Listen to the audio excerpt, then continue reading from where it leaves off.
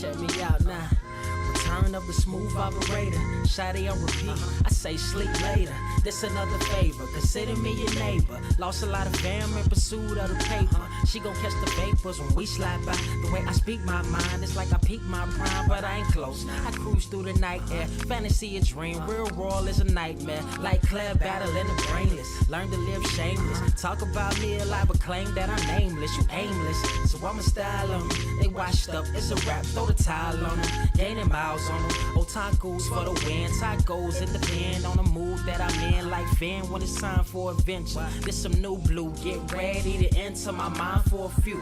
Come and take a ride with the crew. I'ma show you how to recoup days lost when you vibe with the blue. Come vibe with the blue. Yeah. About time to regroup. Fly, got my eyes on the view. Never hear lies, only truth. Realize why they vibe with the blue. Vibe with the blue. Vibe with the blue. Vibe with the blue. Vibe with the blue. Vibe with the blue. Vibe with the blue. Vibe with the blue. Vibe with the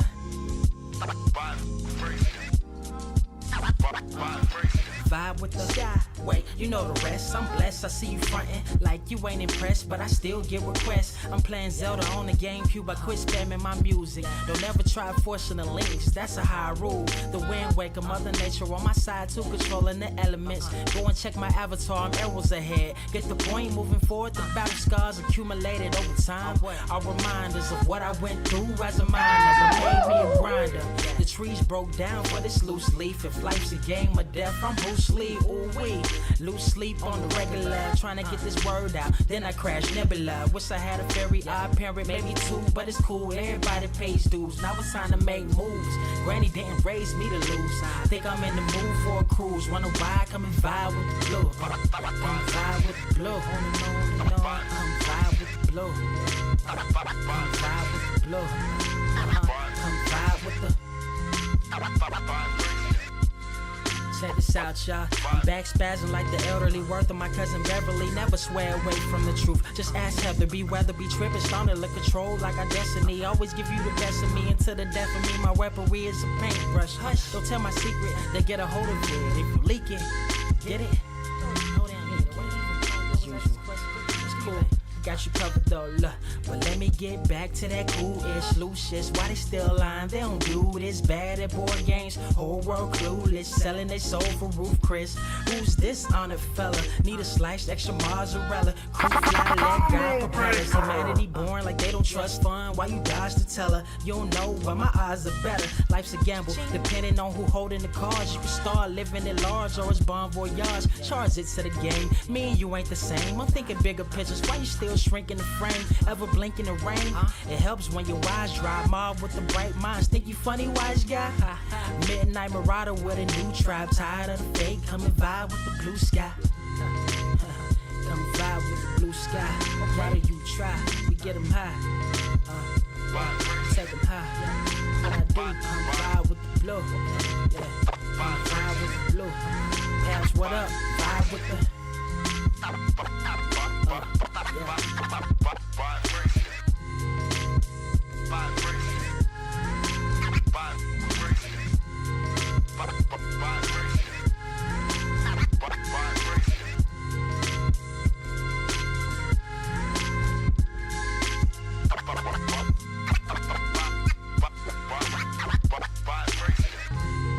Motherfucker, are you out of your damn mind?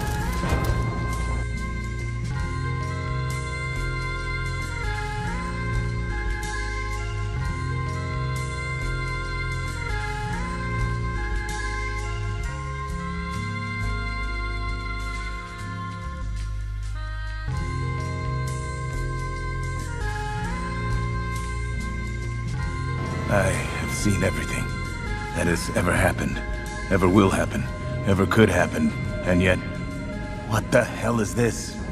Are you ready? Word to wise, grass only greener when it's fertilized. Gave them truth in these songs, they prefer to lies. Destiny beautiful, adrift in her purple lies. You can't see me, you Stevie, wondering how I reach more evolutions than Evie and make it look easy. Dream on, yeah. Dream on, Dreamweaver.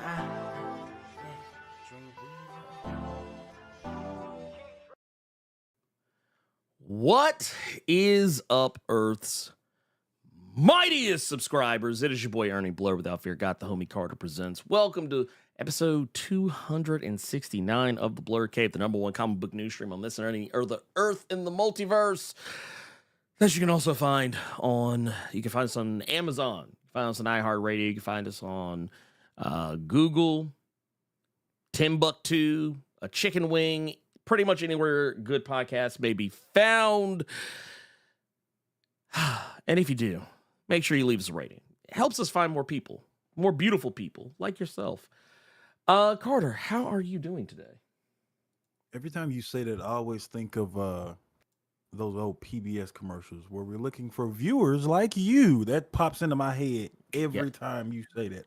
You goddamn right, because we are. It makes me want to watch Reading Rainbow, and then I remember that. Hey, you don't have to take my word for it. Have you seen that video with LeVar Burton and Lawrence Fishburne? Yeah. That's what always pops in. I have like all of that just kind of jump in my head. Just in your head. Hey, I respect it. It's a beautiful thing. And while we're here, let's do this. Okay. While we're here, and my phone is going off, that I forgot to mute. While we're here, you know what? Make sure y'all hit that like button. I know. It's old. It's tired. It's like why do we still have to do? Why do we still have to remind people? The reason why is because people forget, and I get it. Because look, I'm just like you. I'm just like when people try to people try to say, oh man, I'm just like you. No, we really mean it. We're just like you. We're guilty of the same shit. I can't tell you how many times. Like as I'm watching a YouTube video elsewhere, and I'm like, oh yeah, I did forget to hit the like button. Man, let me go back. Let me be better. I hit the back button. You know what? Start the whole video over again just to hit the like button. I have to do that sometimes. So I totally get it. And so no shade, no hate whatsoever. But please, before this is all over, and I figure we may as well go and do it right now because you're sitting down, you're chilling. You already got yourself a glass of tangerine Kool-Aid or something. I don't know, whatever flavor Kool-Aid you drink. You're chilling with us. Go ahead, hit that like button. You know you want to. You know you want to. You know you're gonna like. You know you're gonna enjoy. You're gonna enjoy this. This man was out here watching Fatal Fury movies. Lord, that's what I was looking at too. Oh, also, Sir Yuri G, I'm gonna need you to get right. I have messaged you on Discord. You won a free Steam game from Gearless Mo. Now, I didn't make a huge announcement about this because I probably should, but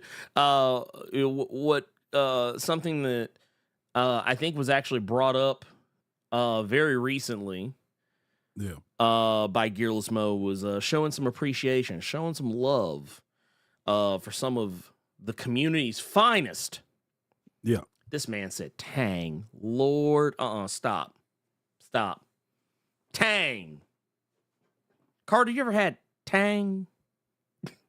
One time when a woman was doing one of those focus groups at the Mall of Memphis, and she gave me $20 if I tried some Tang. That's how long ago that was. I have to hold on. Danger. Were you thinking of you were either thinking of Pootie Tang or you were thinking of that Jake Gyllenhaal Bubble Boy movie. Every time I'm just messing with you. Tang and it's censored. I'm just messing with you. No. You're good. Also, because I know. So yeah, let me go put this out here. So I didn't make a proper announcement because I was like, I don't really want to put everybody's business out here. And I didn't want I didn't say it on the show because I didn't want a bunch of random people like, oh, hey, I'm so-and-so. It's like, no, I wanted it to be a little more uniform than that. But basically, yes, our winners. I don't know if all three are here. I know Sir Yuri G is here, but Sir Yuri G, Jasmine, and Seafang, Architect of Sin. They were recognized this week for being the mightiest of Earth's mightiest subscribers. This or actually this week, but for this month. For this month, I say week, but for this month. And the for this thing, because it's something we just kind of chose at random. Just a little appreciation. They are going to get a free Steam game of courtesy of Gearless Mo. Gearless Mo was goodly enough. Yes, right. Yeah, I like that better. Actually, I like this better. I like Seafang's. I like Seafang's version better. No, we don't like it because that just screams to me like he want an extra just for coming up with a name, just for coming up with that tag. He want a little bit extra. No, you ain't getting nothing. No. You tried to come up with a fire name to try to get another one in real quick. You ought to be ashamed of yourself. I know what you did. I know what you tried to do. But I caught you. He's like, I see through you. But no, I talked to Gearless Mo about it, and yeah, he was definitely down. He was definitely down for it, and I guess I could tell you what you're getting. But you're gonna be getting to my understanding, a deluxe version of Black Myth Wukong on Steam. So there you go. Which I hear is really fun. So you know what we ought to do, right? What we ought to do. This ought to be like a real cheeky way of getting several people Uno. And then we are guess what you win. Oh, that's gonna be a nasty day when just all of Blerd Cave's finest just all getting in on the game. It's gonna be some people that leave the Discord. It's gonna be some people that aren't friends anymore. It's gonna be some choice words said. Y'all lucky no. I can't find like I haven't been able to find like a spades on on Steam or something anywhere. That would really get them real feelings out about people. So I remember. Wait, what was the one we had? Was it Flip? Yeah. Yeah, like that's the one you talked to everybody in the getting. Yeah. That's why he giggling like that, because he remember that sick ass shit motherfuckers having to draw 30 or draw until you get the color blue or something. And if somebody don't know how to shuffle, you just gonna be a mad motherfucker for like 5 minutes of just drawing a whole bunch of yellows and shit. Yeah, I know what you're about. Well, no, what was so nasty about it was with Flip. Mm-hmm. Yeah, because the reason why it's called Flip is because the cards have two different sides. Yep. And you could royally fuck somebody up by just being like, oh, you got some trash in your hand. You ain't ooh, I can see the back of your hand. You ain't got no purples in your hand. Yeah, go ahead and flip that shit. Let me go ahead and flip this shit. I know that sounded foreign as hell to y'all. He said purple. When the fuck have you ever heard about purple in Uno? Look, they got orange. Just had that question mark over y'all head like Metal Gear 2. Like, dog, purple. You'll see a goddamn, you'll go from a draw 2 to a draw 20 real quick and just be confused. It's like, what? Look, hey, I remember one time I think I had to pick up like 30 something. I was like, man, I was so mad. I was so like I was tight. What made it so much worse is just for everybody that don't know that Uno game, it's by Ubisoft. So the cards had those stupid fucking rabbits on it. So you already mad because you had to draw like 42. So you guaranteed to lose. And you got to look at these ugly ass rabbits for no reason. Couldn't you make them like your profile pic or something? No, your profile pic was for whatever horrific reason. People had their cameras on. Because then you was really for to see some shit. If people had their camera on. And you know, and I think, you know, there was one good thing about it though. Yeah, time limits.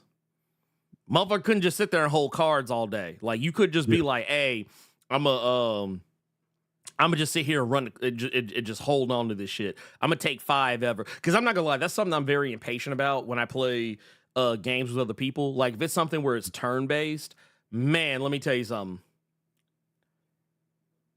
And I learned this about myself playing Baldur's Gate 3 cooperatively.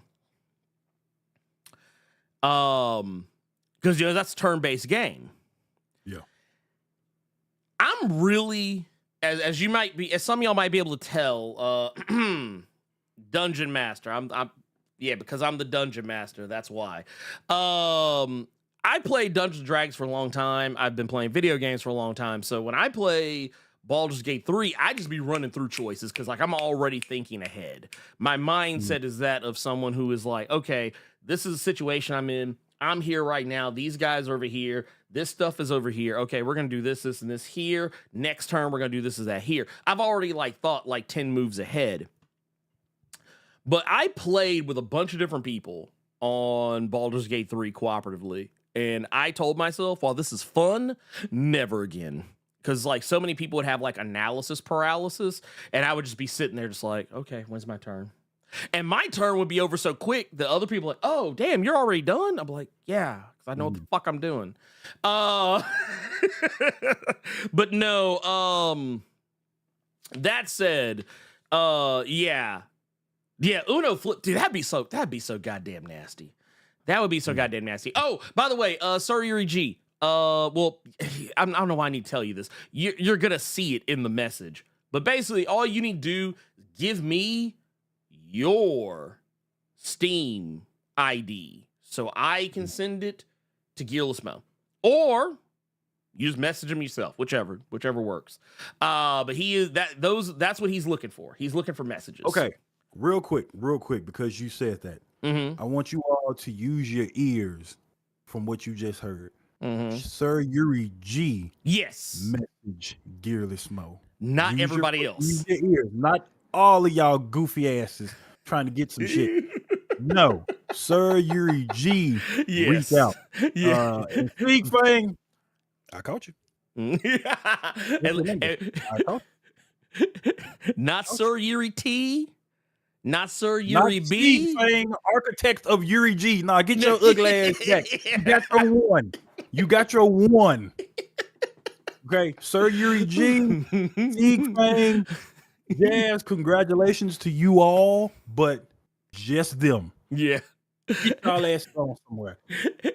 Matter of fact, you know what, Sir Yuri G? Just send it to me so I can send it to him. Look, just don't say nothing. Y'all don't say nothing. Like, because I'm going to tell you right now, he already knows who won. So I just want to put that out there. So we see a bunch, look, if I see a bunch of shadow clones, y'all motherfucker, I'm going to be like, nah. You finna fuck around and see Devontre send him one, but it's Sir Yuri G profile pic? Nah, I was just changing my name. Nah, get y'all asses back. Get back. Move. Oh, goddamn. Oh, but no, man. So, yeah, man, you know, it's always funny. I always, it's like strays getting caught. Well, you know, I'm going to be honest with y'all.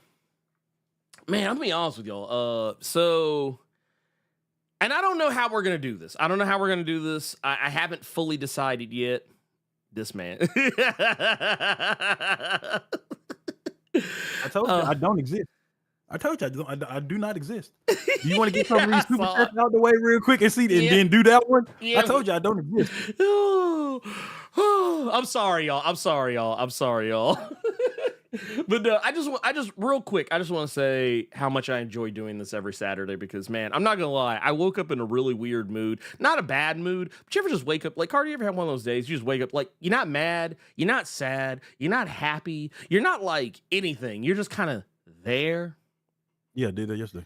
Well, not yesterday, early this morning. Yeah. So yeah, that I was having one of those days too. And yeah, once we get started, I'm always like, man, I feel great, man. What was I even thinking about before? Don't even care. Well, it doesn't even matter. But that said, we are gonna jump into some super chats here, because we actually have some. We were having so much fun. We're having so much fun that that we had some pop up that we didn't get a chance to take a look at. So we're gonna actually take a look at those right this second. Man, Mo, what are you doing? What are you doing? He said, no. He said, here. He said, here's 20 on top of that. Because we actually do have quite a few things to announce. So I guess it is all for the best if we just go ahead and handle that now. First and foremost, oh man, dude. Also, you know what? I want to address this one first, just because this one's going to be just because. Yeah, I love the fact that y'all look out for me, and and what I mean by this is, I forget each and every fucking week about how we do things. I forget each and every goddamn week. What do I forget? You're probably asking yourself. I forget to post the link to the Streamlabs. I thought about putting that in the show notes, like right at the top. Like, don't forget to do that, and don't forget to make sure we're in the right channel and OBS. I keep thinking to do that. You know what? It needs to be a thing. It needs to be a thing. Okay. It needs to be said. So I want to just show real quick. I'm gonna kind of put this one just a little bit ahead because I want to take this moment to acknowledge. I want to acknowledge what LP just did for us. Okay. LP3 came in with 10 over on Streamlabs.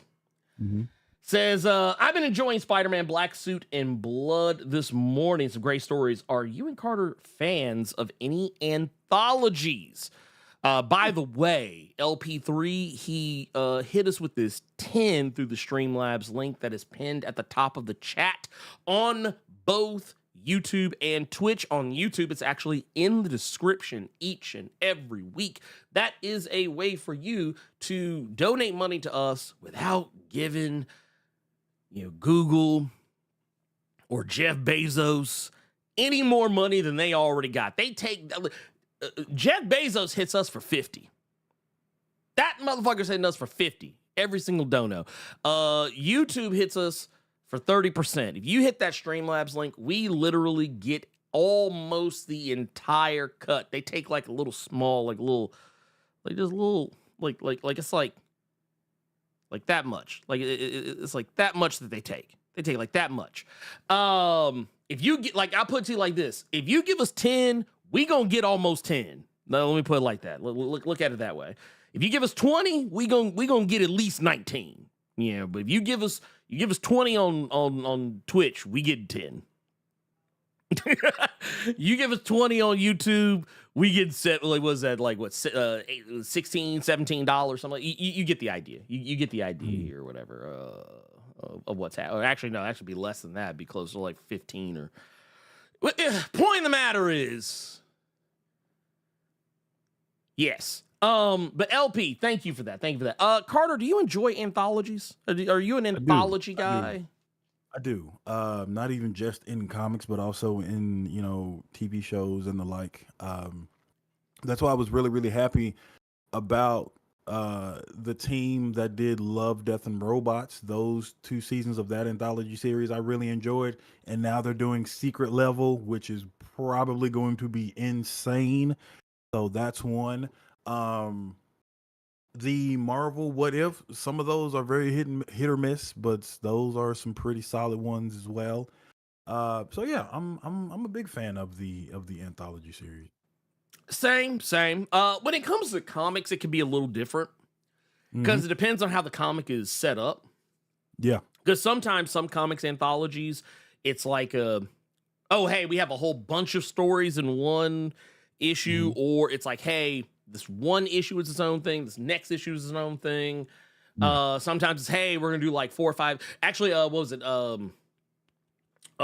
It actually no, technically not fair. That's not really an anthology. I'm not gonna use that as an example, but I'll just put it like this. Yeah, it depends. Like with the comic, your mileage is gonna vary because it just depends on how the story is being told.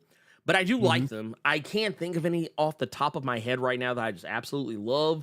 But I do really love anthologies when it comes to movies. One of my favorite movie franchises right now is the VHS movie series. Not every movie's great. Yeah. I like the first one's okay. The second one I think is probably still the best one in my opinion.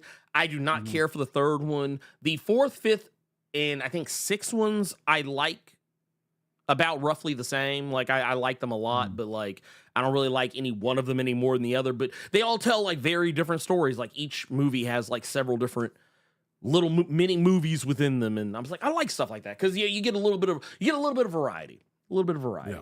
It's like walking into a Baskin Robbins and they say, "Hey, you can try all these motherfuckers." Like I love that. But yeah. I like that. Also what was it? Love, Death and Robots. I like that one a lot. Yeah, Black Mirror is another one. Black Mirror, yeah, that's another. Oh man, Black Mirror is really good. I like that. Man, you know what? I just realized something.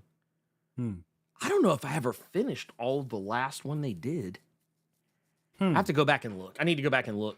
Trying to think of some other ones, but yeah. Any anthology, anything really, as long as it's good, you know, I get that. There was one I think that it was on Netflix. I think Guillermo del Toro. I don't think he I think he like produced I know it. You're talking about too. Yeah, I can't remember the name, but I remember really liking that too. Honestly, Del Toro's Cabinet of Horror. there you go. Thank you. Yeah. I like that one a lot. And then of course, you have your old ones. I see was it Seattle KO brought up The Outer Limits. Yeah, Outer Limits, Twilight Zone. American Horror Story. Yeah, American Horror Story isn't that kind of like hit or miss with people? Okay, see your face just answered my question. Okay, yeah. Not all are created. Like, what was the one? Was it called? Was it Carnival? Yeah, I like that one. Yeah. Even though Old Girl fucked up one of my favorite David Bowie songs, but no, I'm not salty. But yes. Okay. Let's see. Oh, we also got. I'm gonna just scroll down just a taste because we got some more here. Yeah. We got actually quite a few. Here we go. We got Bone Factory with 5 says, I finally get to see this live. I had to tell my wife I am working in the garage. Hashtag C-Train. Hey, we glad you can make it. We're glad you can make it. We look. Wait. Can I just say real quick? Could you imagine? Be like, hey, I'm gonna be doing some work in the garage. Okay, I'm not gonna be in the house for a little bit. Okay, just I'm out here working on some stuff. And then your wife just start hearing you holler, you laughing and hollering, you cackling, and you like she'll come and say, you don't sound like you working on anything in here. You laughing? Why you got your feet up? Why you sitting in why you sitting in your comfy chair? You ain't got no shoes on. You got your feet up. You drinking some Tang, eating a bag of Doritos. You ain't working on nothing. I wasn't gonna bring this up, but I don't know which one of you sick motherfuckers it was that did this Thursday. But you know that Discord has voice messages. Yes. Somebody, I don't know who it is now because the profile is gone, but they sent me a message. And it just said, "What up, C-Train?" And then you just hear a train in the background, And then they just deleted it when I was at work. What do you sick motherfuckers did this, man? Y'all ain't shit. Y'all ain't shit. And I'm trying my best to remember who started that bullshit in the first place. But yeah, one of you motherfuckers, like one of you sick perverts, actually sent that to me on Discord. I love it. I fucking love it. I love it. We also let me mute this so it's not going off. We also got Jonathan Dent. Oh, hitting us with the hold on, wait, I gotta get a little. While he does that, y'all get them likes up. Please. Today. With the quickness. Oh man. Yeah, I haven't done this all. Yeah, this is the first one, so it's always the toughest one. Let me get a little. I gotta wet the whistle a little bit. Thank you for that 1999 super chat. And let's see, we got Talali House out here says with the 32 months in the Blerd Club Silver Ryan says, y'all see the MF Doom line in the new Doom comic? Yes. That talk about Sanford Green. The one that Sanford Green did. Okay. Yeah. Okay. Well, see, you know what probably threw you is that when they said new. So he was like, wait a minute, they had a new Doom comic? Like, I know I read some shit this week, but how did that just go over my damn head? It's like for a split second, I was like, ain't no Doctor Doom come out this week. It's new to you. Yeah, which I mean, that's fine. That's always fine. I because you know what? That's one of those. I'm like, you know what? Whenever you find that, enjoy that shit. Wherever you find it, enjoy it. But that said, what was I gonna share with y'all? Yeah, no, that's about it. Actually, that's it. Oh, I did not mean to click on. Well, there you go. We got that one. We got. Let's get this one here. Gilsma here, as we saw earlier, gifting 20 Blerd Club Gold memberships. My I normally see him on Steam when he's online sometimes. Yeah. And what I saw Gilsmo. He was playing Shadow of the Earth Tree. Yeah. And then I haven't seen him touch it since, and I'm like, it got his ass. One of them bosses had him fire hot because he ain't touched that shit since. Look. I laugh every time I see his name pop up online, and he is playing everything but fucking Elden Ring. That cracks me up every time, dude.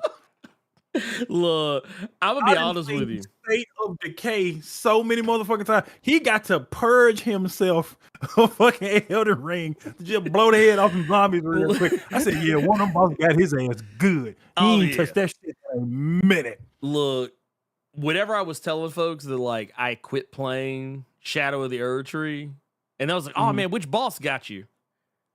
I'm always like, it ain't ever any of the main bosses. Yeah. It's a goddamn optional boss, like an optional ass boss that had me tight. The Black Jail Knight. I was just like, I was like, no. See, look. I got on, not going back, and I respect you for it. Hey, you know what? That's what heroes do. Heroes will come out and be like, nah, ain't gonna be me. So I'm gonna tell you, just to make you hopefully feel a little bit better. I was the same way on Sekiro. I bought Sekiro when it came out. I got to the end.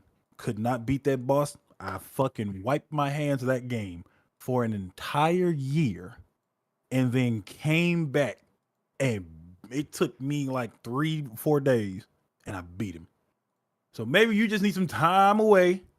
Then you're going to go back in there and then you're going to stomp him. But I saw you.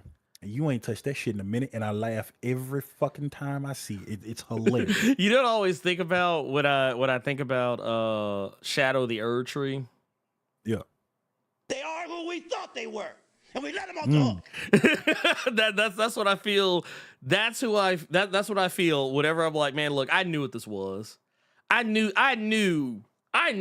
Shadow of the Earth Troops gonna be on that bullshit because every Souls DLC is on that bullshit.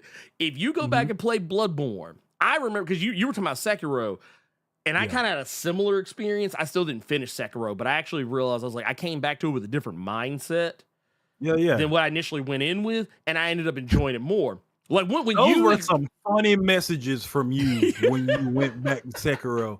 Like, y'all don't understand how much he got on my fucking nerves, constantly getting on my case for enjoying that game.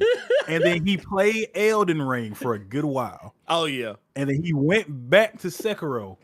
And then I just start getting a bunch of messages like, bro, you know what? After playing that fucking Elden Ring, bro, these Sekiro bosses, hey, shit, I'm steamrolling these niggas. I just got a bunch of DMs like that of just how he is just going through people on Sekiro because of fucking Elden Ring. Those were some funny ass those were some funny texts I was getting. Oh, God. Well, it was Nigga, you need to see how bad this monk just caught it.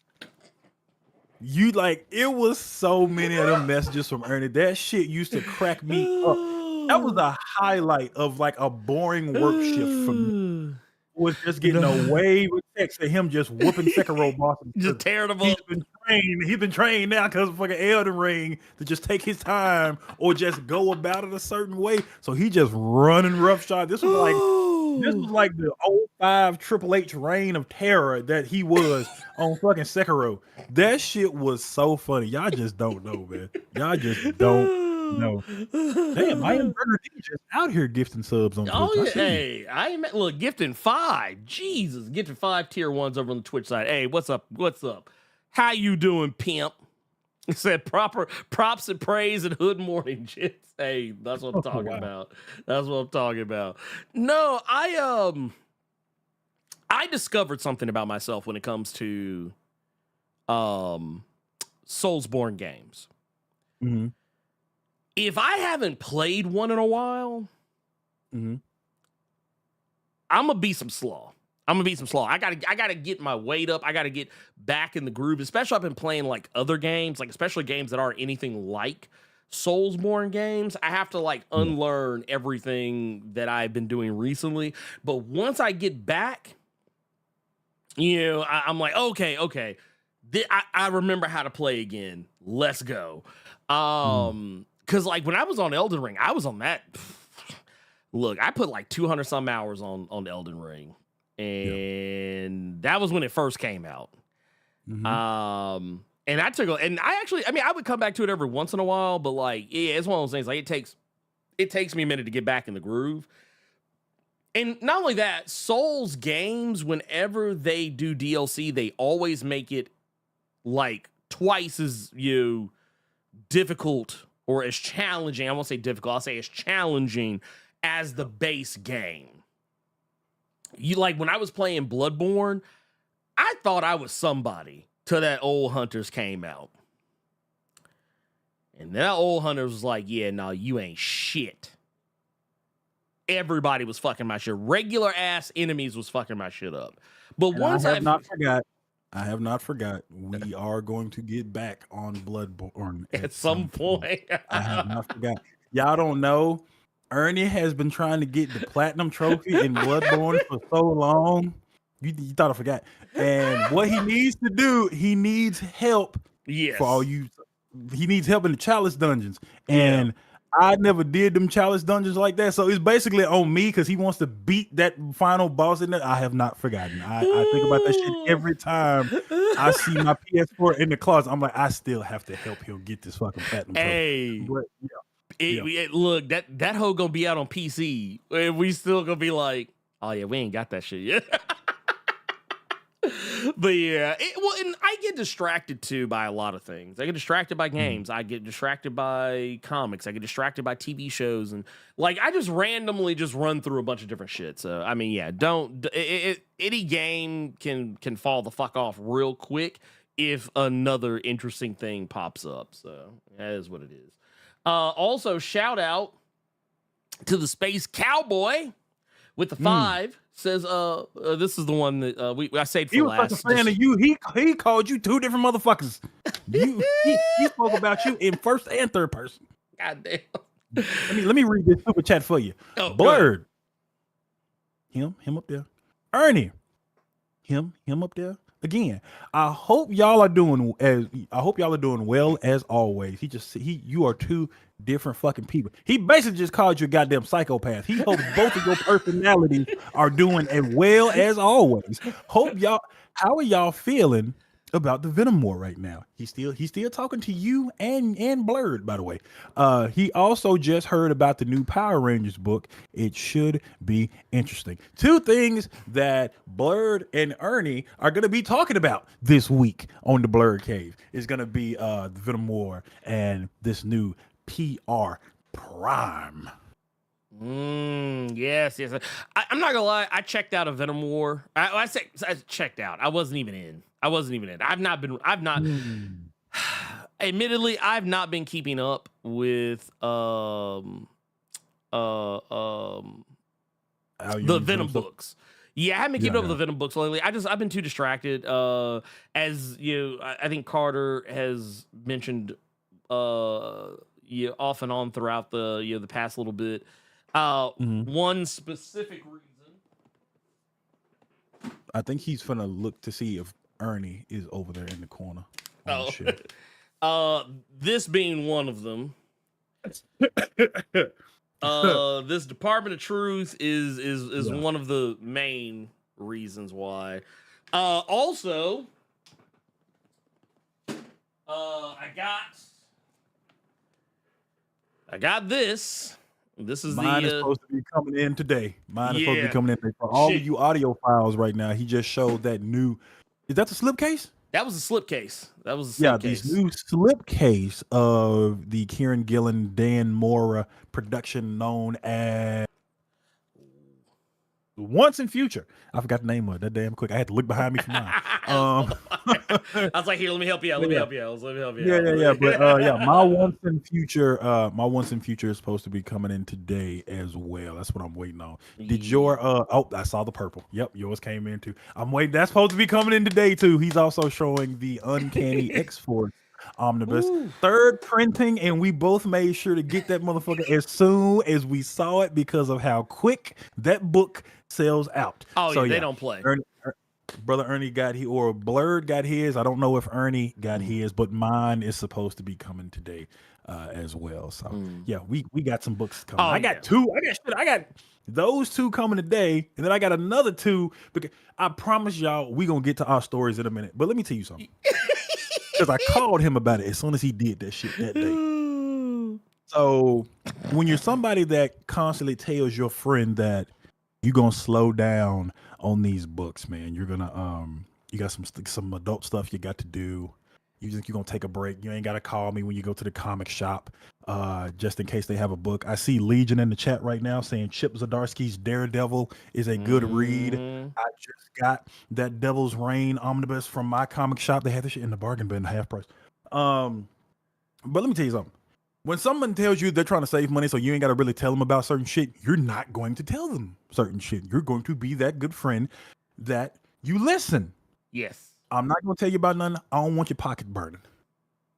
But when that same person hits you up to tell you about a book that's out that you know that they want, so you trying to follow their lead, since he don't want his pockets burning, I don't want my pockets burning. Long story short, he said all of that, but showed me that the Philadelphia second hardcover had come out. I bought that shit immediately.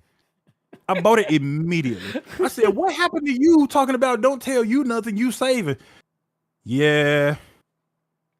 And it was just a long silence real quick. Like he already been busting motherfucker in the cart. All kind of shit. So yeah, I got Philadelphia coming. I got the Hawkeye omnibus coming. And you all already know, if you all are in that comics channel, the other book that Ernie and we're trying to see which one of us bites first and buys that shit from Spain. Yeah. That Magneto.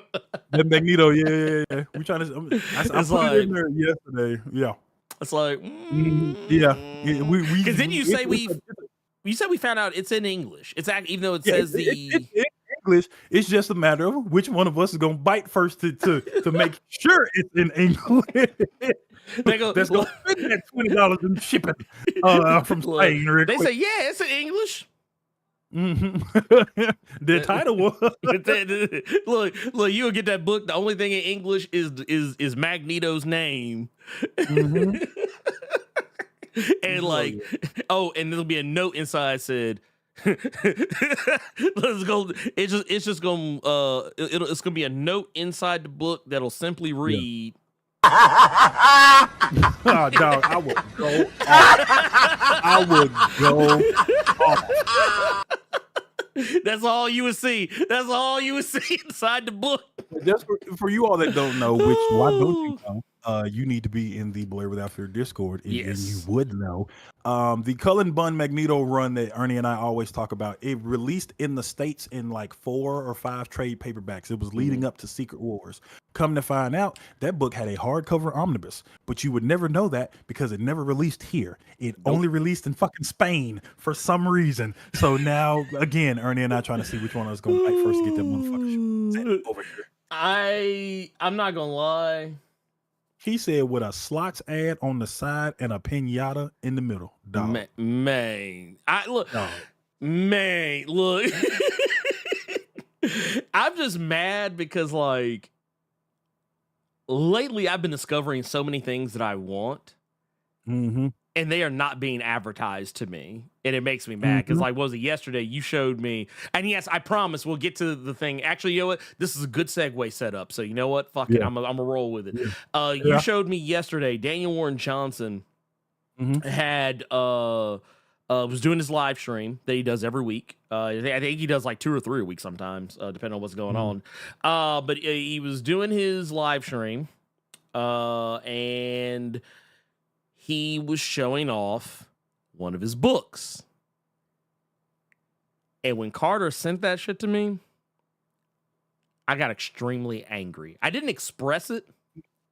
But I was very angry. I was very fucking angry. Because as soon as you sent it to me, I'm going to tell you what I did. Okay. I immediately typed in stock trades. Like, oh man, this must be on in stock trades. And that was like, oh wait, ain't on here. Let me check Amazon. Ain't on there. And like right around the time you told me that it was like a Kickstarter, I literally said, man, please don't. And I was like, please don't say it. Please don't say it. And I was typing it in. I was typing in Extremity Kickstarter. And right when you said it, I had legit just found it. And I was like, I was mad because I found the I follow Daniel Warren Johnson. I follow him. Well, when I used to be on Twitter, followed him on Twitter. I don't. Is he on Threads? I can't remember if he's on Threads or not. Either way, point of the matter is, I follow him on YouTube. I was like, I know who this dude is. I always know when he's got shit coming out. Let me tell you, that was the worst fucking advertising for a Kickstarter I've ever seen or heard of in my entire life. Because I had no clue it even happened. I'm not gonna lie. I'm kind of mad at him right now. I'm mad at Daniel Warren Johnson right now. I'm mad at him because that was not fair. I feel like I was not given a fair chance. I feel like I was not told. I feel like here. Let me see here. When was this done? When was this Kickstarter? Oh, wait a minute. Okay. I could pre-order it. We good. Oh, okay. We good. It's okay, D-dubs. I'm gonna let it go. I'm gonna let it go. Okay, I'm gonna let it go.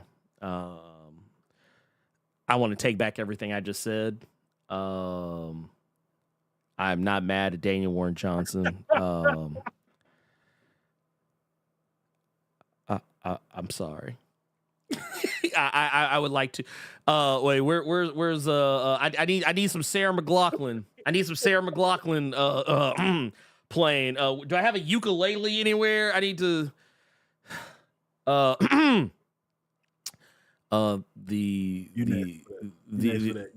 whole goddamn rant on Daniel Warren Johnson. and you can still pre-order this movie. Wait a minute. So for those who don't know what I'm talking about, this is an artist edition. Basically, it's a signature edition, but also technically they're also called artist editions. It is huge. That thing is big as hell, dude. It's like here. I want to go back to us for a minute. The book when he was holding it, it was like you can't see my hands. That's how big the book is. It's like that big and like he couldn't even pull the motherfucker out the case. He couldn't even pull it out the case.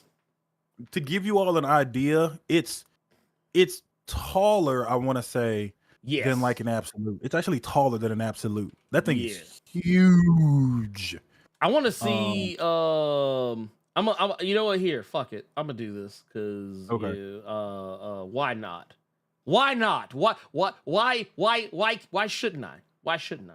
Blerd just rewound HBK throwing Marty Jannetty through the barbershop window on BWJ. And you know what I love about that is he would get that reference. So here, I'm gonna pull this up just so I'm not gonna play it with sound, but like I just want y'all to kind of see like why here. Also, I don't need the chat for this. Let's Gavin G is in the building right now. I don't know if that's really you, Gavin, since you got somebody else down there in your neck of the woods with the same name. I saw the story, but he said he just got his. It's a whole thing. This could be Gavin, or this could be one of them shadow clones he didn't know existed of himself.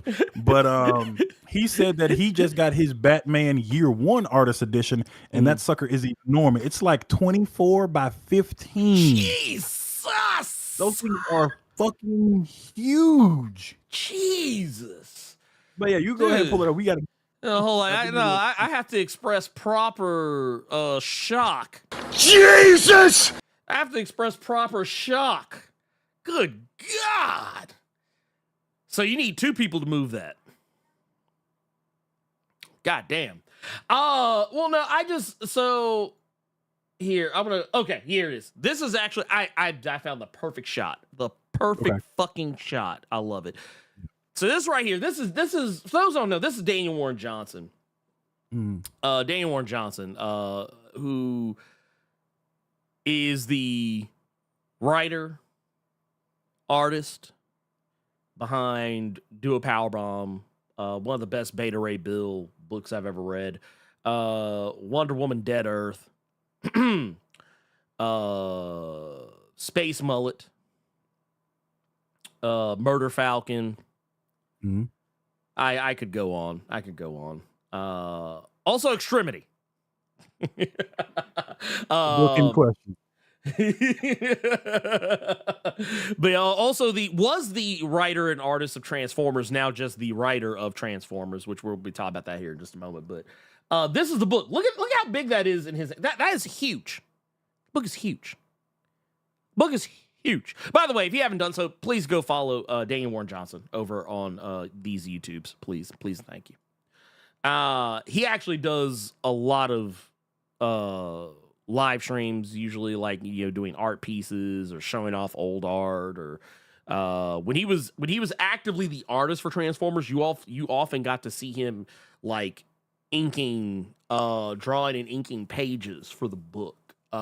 He doesn't do art for it anymore, so you're not really going to see that, but I think he still does covers, so sometimes you can see him do that, which is always a good experience. He's a cool dude.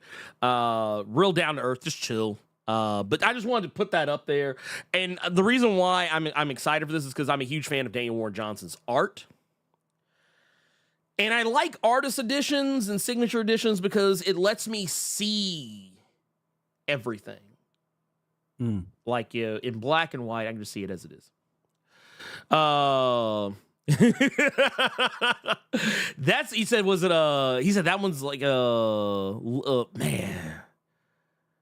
Yeah, Gavin said it looks like it's around original full size, which here, I actually want to show y'all. So just so you can, because I know not everybody knows. Carter, if you don't mind, maybe just holding the torch for me for a moment. I want to go grab a sheet of paper just to give an idea, give someone an idea. I don't like fire though, so I don't know why he told me to hold a damn torch.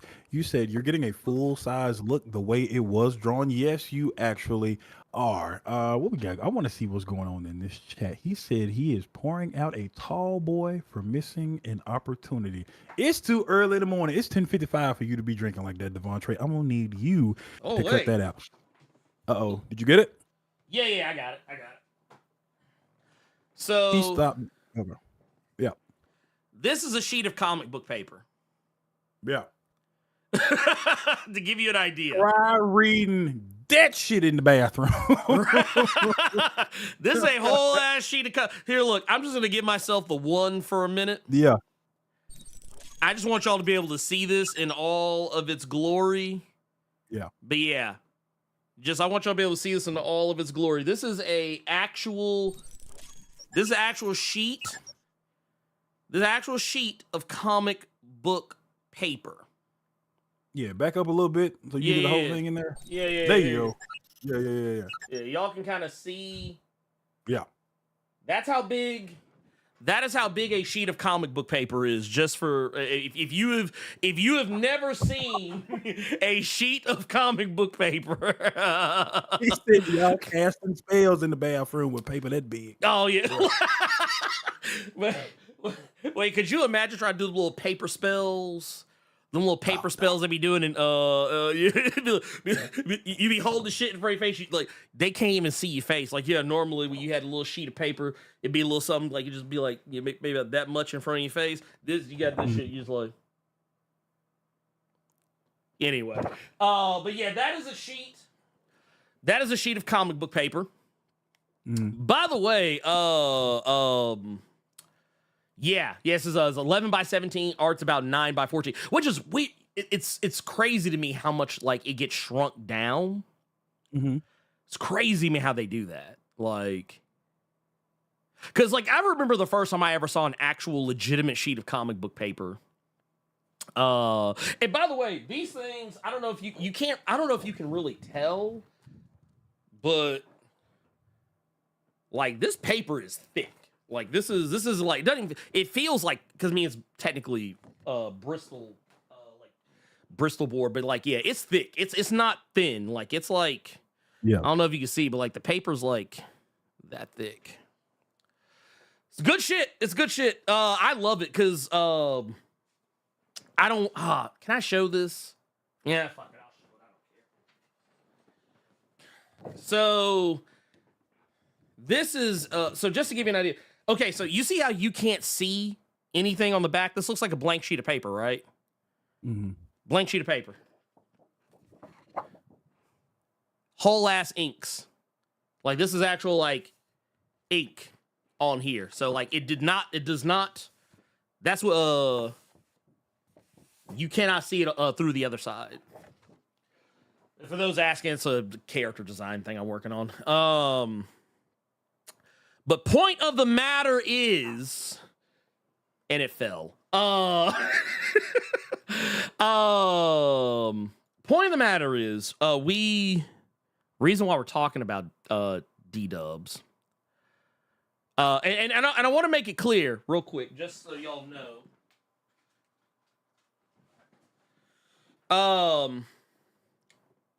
These aren't the brush ones, but like I'm talking about like these types of pins.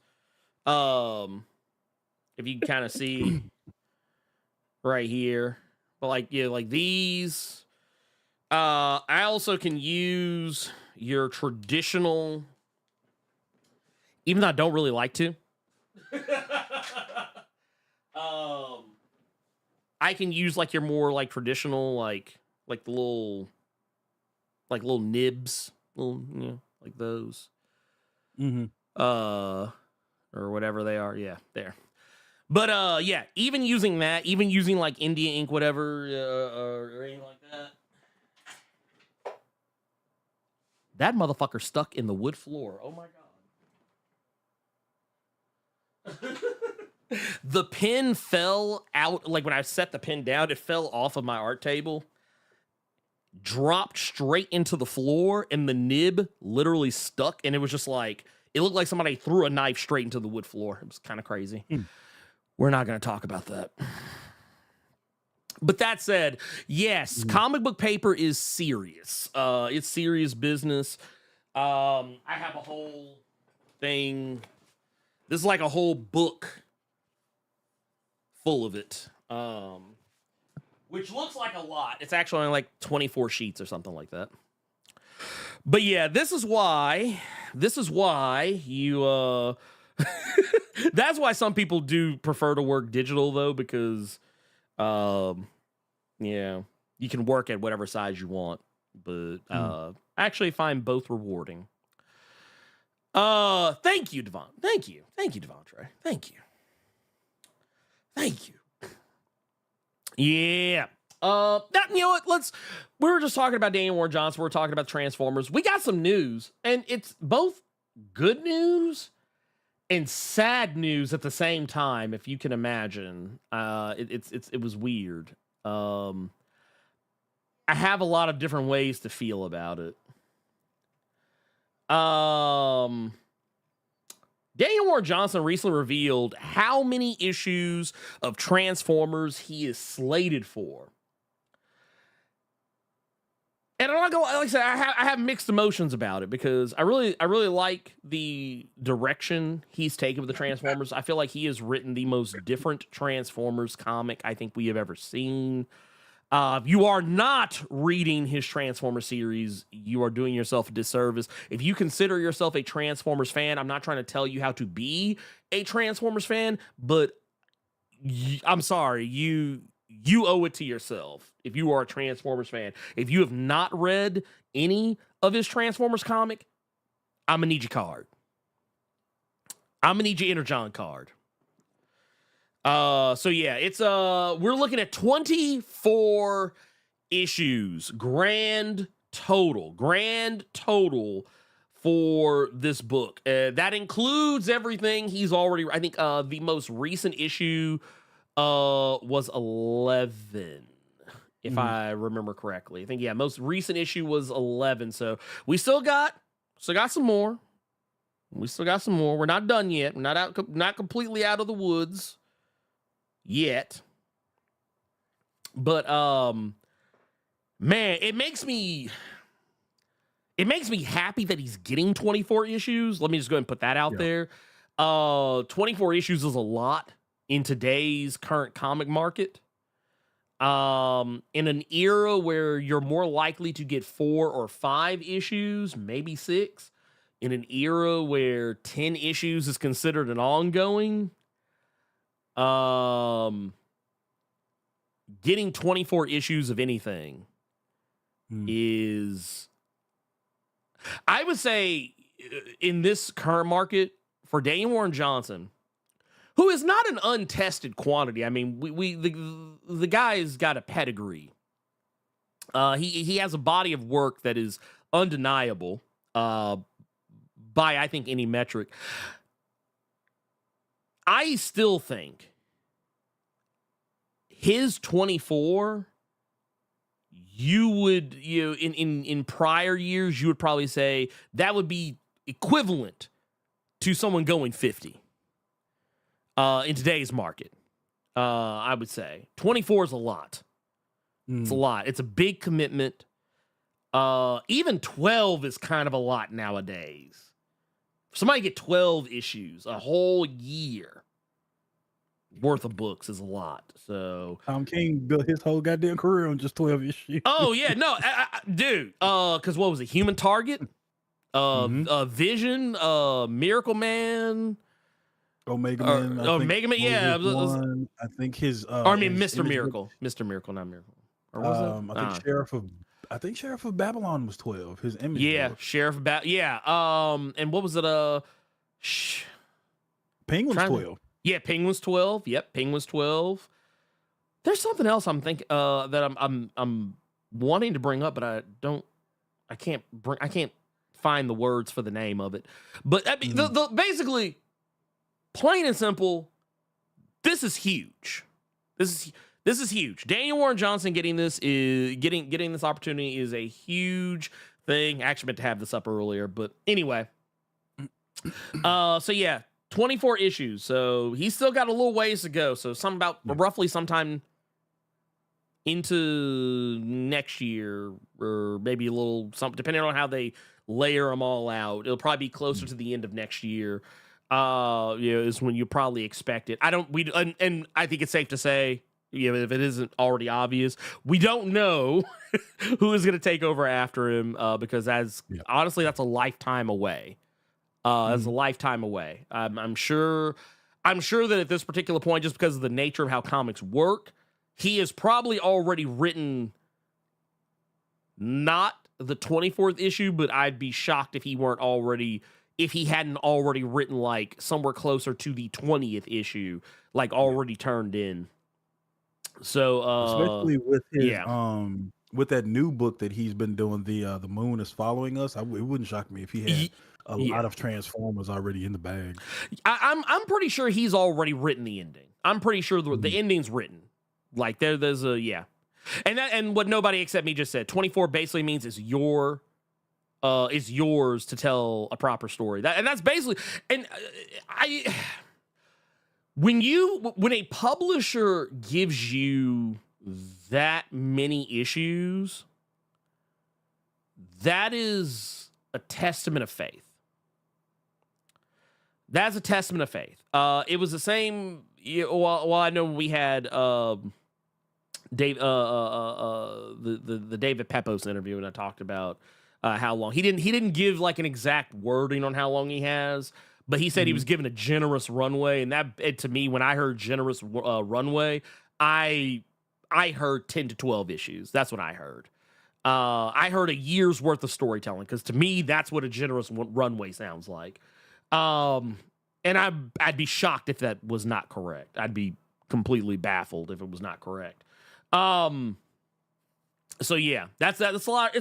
Because you got to think about this. And this was also advice that was given to me by Dave, is that it's easier to get a publisher, any publisher really. It's easier to get them to agree to a 4 or 5 issue series than, with the potential, if it sells well, to have more. It's easier to do that. It's easier to set that up than it is to get them to sign off on a 10, 12, 20. God bless you if you say 24. God bless you. You walk into a publisher and say, "Look, I'll be honest with you. I don't even think Bendis walks in and says 24. Bendis might come and say, let's start with 10. Let's start with 10. See where we go." It just is what it is. Publishers are not, because that's a commitment. That's a commitment. Publisher isn't going to want to take that kind of chance unless they just know for a fact they're going to see a return on investment. And I think Daniel Warren Johnson, he has raised, his cachet considerably over the years, that I think publishers, Image, Skybound, I think they recognize. They're like, hey, this guy, he's got the juice. He's got the juice. Give it to him. What kind of return you think they getting for Savage Dragon? See, man, look, don't make me.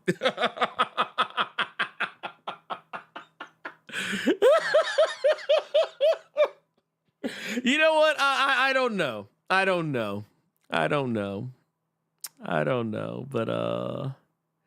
did I tell you that I recently went back and looked at some more recent issues, and I was just like, who is this for? I was like, who is this for? Who?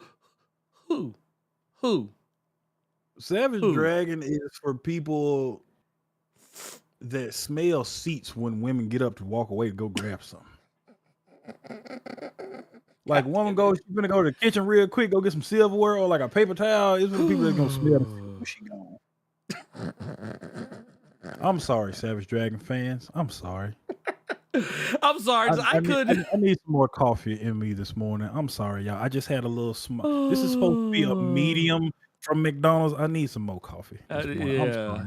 I'm sorry, Savage Dragon fan. Especially because I got to deal with y'all asses because y'all are popping up in Philadelphia. I'm sorry. Yeah, I was gonna say, bruh. Hey, Jasmine. Oh, hey, by the way, I'm gonna tell you while you're here, since I know I got your attention now. Jasmine. Oh, wait, what's this? Oh, anyway, that's not important. Anyway, Jasmine, check your Discord DMs. You won something. You won a thing. Yeah, go do that. Yes.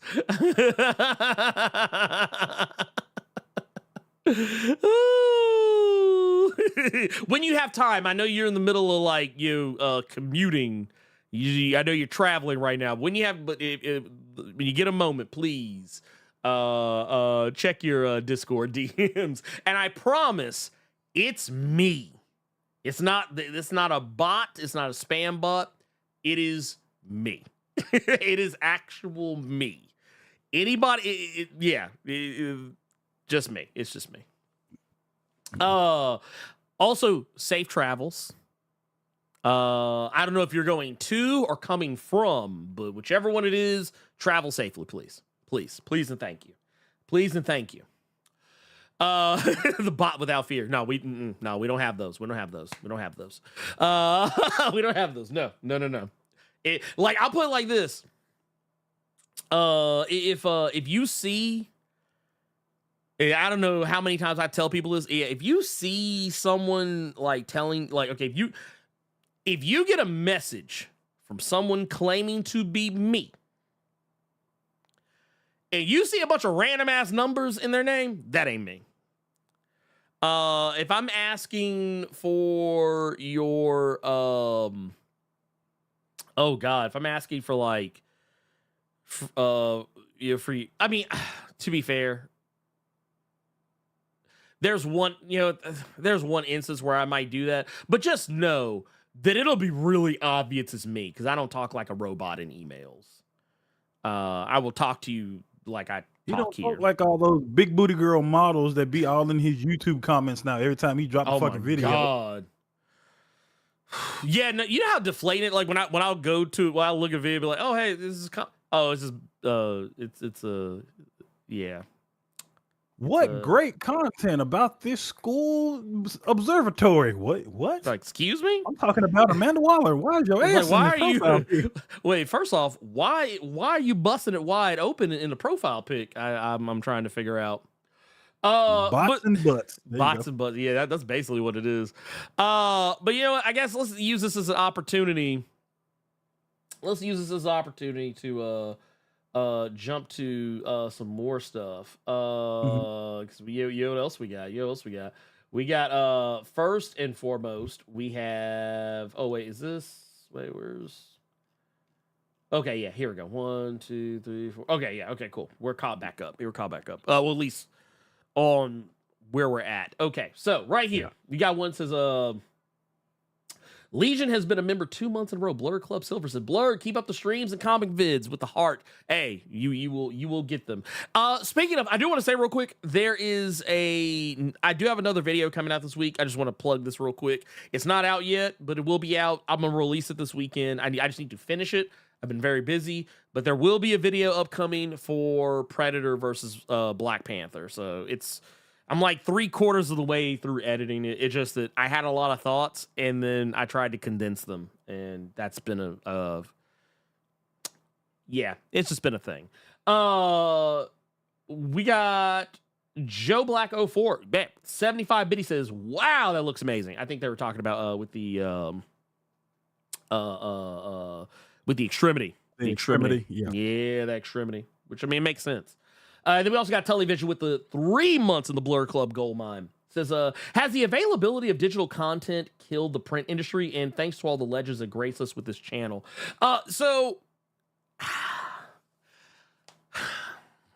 Not with motherfuckers like you and me running around ordering shit on InStock every other week. Well, okay. The thing is, the print media is in a weird place. Mm-hmm. Print media is, it's in that's the best way I can describe it. It's in a very weird place. However, it's not dead. Not at all. by any stretch. It's only dead in the sense of like, okay, if you want to talk about like newspapers, okay, yeah, that's a industry that's literally on its deathbed. I think comics, especially because of collector interest, and then people just genuinely wanting to be able to have the thing that they care about. I think that, in that regard, no, I don't think it's dead. I do think that digital is on the rise because it is so convenient. Because, it's funny. Carter, we were just talking about Department of Truth, how we've both been reading Department of Truth. But here, I want to share something with y'all. And shameless plug is shameless. So I have in my possession the here, let me pull this back just a little bit so y'all can kind of see what I'm talking about. I have right here, I have the Global Comics app pulled up. And well, I don't know if you can see it terribly well, but I actually have the same deluxe hardcover. I have it on here in Global Comics that I can read at my leisure. And I think like right here, get that out of the way. And like I said, I can read it on here to my heart's content, and I can, I can zoom it in as much as I want, and have it take up like the whole thing, and just scroll up and down. I can go through the different pages, whatever. I think there's even like guided panel view, like panel by panel view, shit like that.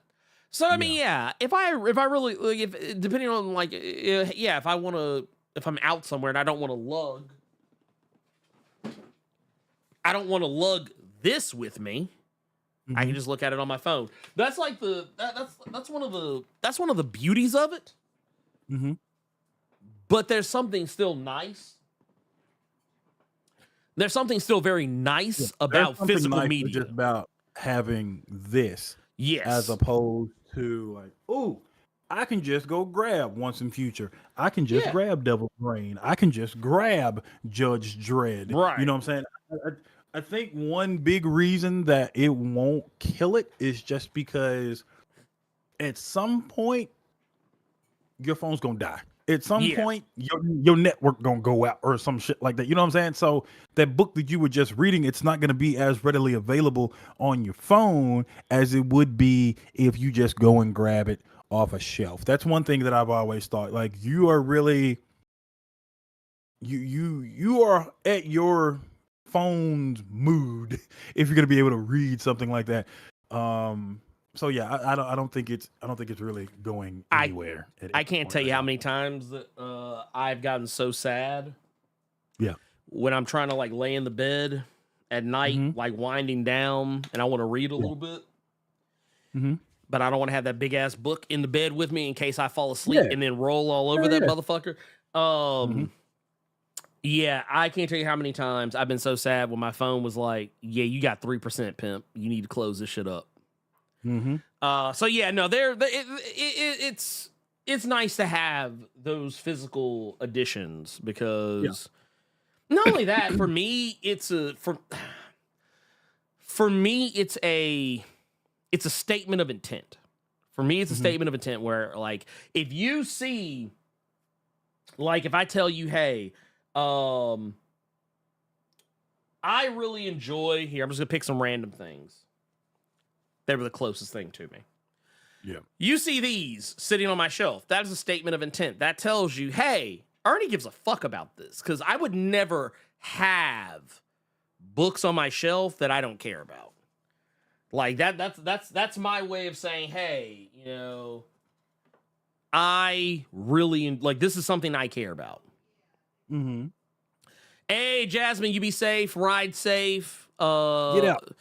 Don't take any wooden nickels. I don't know what people say anymore. Yeah. That's all I got. Be safe, please. But yeah, not only that, man, there's something really rewarding about this is something really rewarding about just having the book like right there, just ready to read at a moment's notice. But anyway, that said, I'm gonna pin this for later. Because that's actually a very good question. let's go to our next. We got another one here. Yeah. This is Sylvester the Samurai with the 24 months of the Blerd Club Gold Mines. It's happy Saturday, everyone. Damn, the summer's flying by. Labor Day is next week. I was literally just making a joke about Labor Day the other day, thinking it was so far away. So that's the thing. So you know how I know it crept up on me? Because not next week. Not next week, but like about a little over 2 weeks from now is my daughter's birthday, and her birthday kind of heralds the end of summer, more or less, or I guess in its official sense. But I was thinking about, I was like, oh yeah, we got plenty of time. It's like months away. And then I was talking to my wife. She was like, it's like in 2 weeks. And I was like, oh. I was like, damn. Okay. So we need to be looking. We need to be looking for some presents. Okay, cool. Bet. No. We're good. We actually have it all planned out, but it's just like, oh my God, this crept up on me. But let's see here. Oh wow, and it's gonna be on a Sunday. Look at that. Look at God. That said, let's talk about our next thing. Our next thing. Boom Studios. Yeah. You know, I kind of slick forgot Power Rangers was on the move. Like, not to say that, like, I was like, oh, you know, what's Power Rangers? Not like that, but just in the sense that I wasn't really thinking about it. Not the way that I think maybe, you know, some other people were probably thinking about it. But yeah, Power Rangers is on the way, and it's looking like it's going to be pretty big. Basically, you know, as if it wasn't already. So I think, was it the story they're doing right now? Darkest Hour. Basically, just there's just a quick run through of it.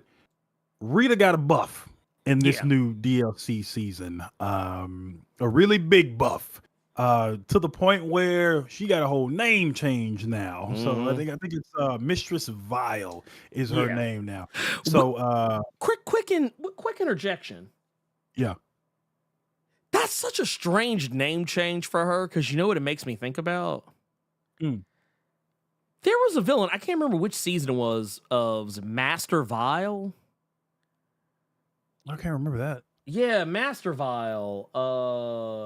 I'm trying to remember which season it was. Yeah, here it is. Because, okay, so basically, he was the Kaku Ranger villain in the... You said Kaku, and I thought you were gonna say he was the cockroach. I don't know why I thought you. No. He was this dude, this guy. So like, yeah, that's why I was thinking like, yeah, okay, all right. I was like, that's wild. Wait, was he Rita's? Yeah, I think he was. Yeah, interesting. Okay, so and I'm gonna tell you why I always. I'm gonna tell the pimp villain. Yeah, he kind of was actually. Yeah. Well, the reason why I always thought it was so weird is because, like, okay, so y'all know me. I'm a huge fan of both Power Rangers and Tokusatsu, but sometimes I get details of them mixed up because they're so different in different places. So, like, in the Super Sentai shit, none of these characters are fucking related. Rito and Master Vile are from a completely different show. They're from Kaku Ranger, to my understanding. Yeah. Which was the Ninja Sentai. I think, what was it? The alien. You remember was it the Aquitar Rangers, the Alien Rangers or whatever? It was the Kaku Ranger was what they used for the Alien Rangers, sort of. Got you. Okay. Now you're speaking my language. Okay. Yeah. If it makes any sense. Yeah. The Mighty Morphin Alien Rangers. So, and like Xylas just said, Rito had a human form. It was like this punk rock like kind of like punk rock dude was when he was in his human form. He was actually a whole problem on that show.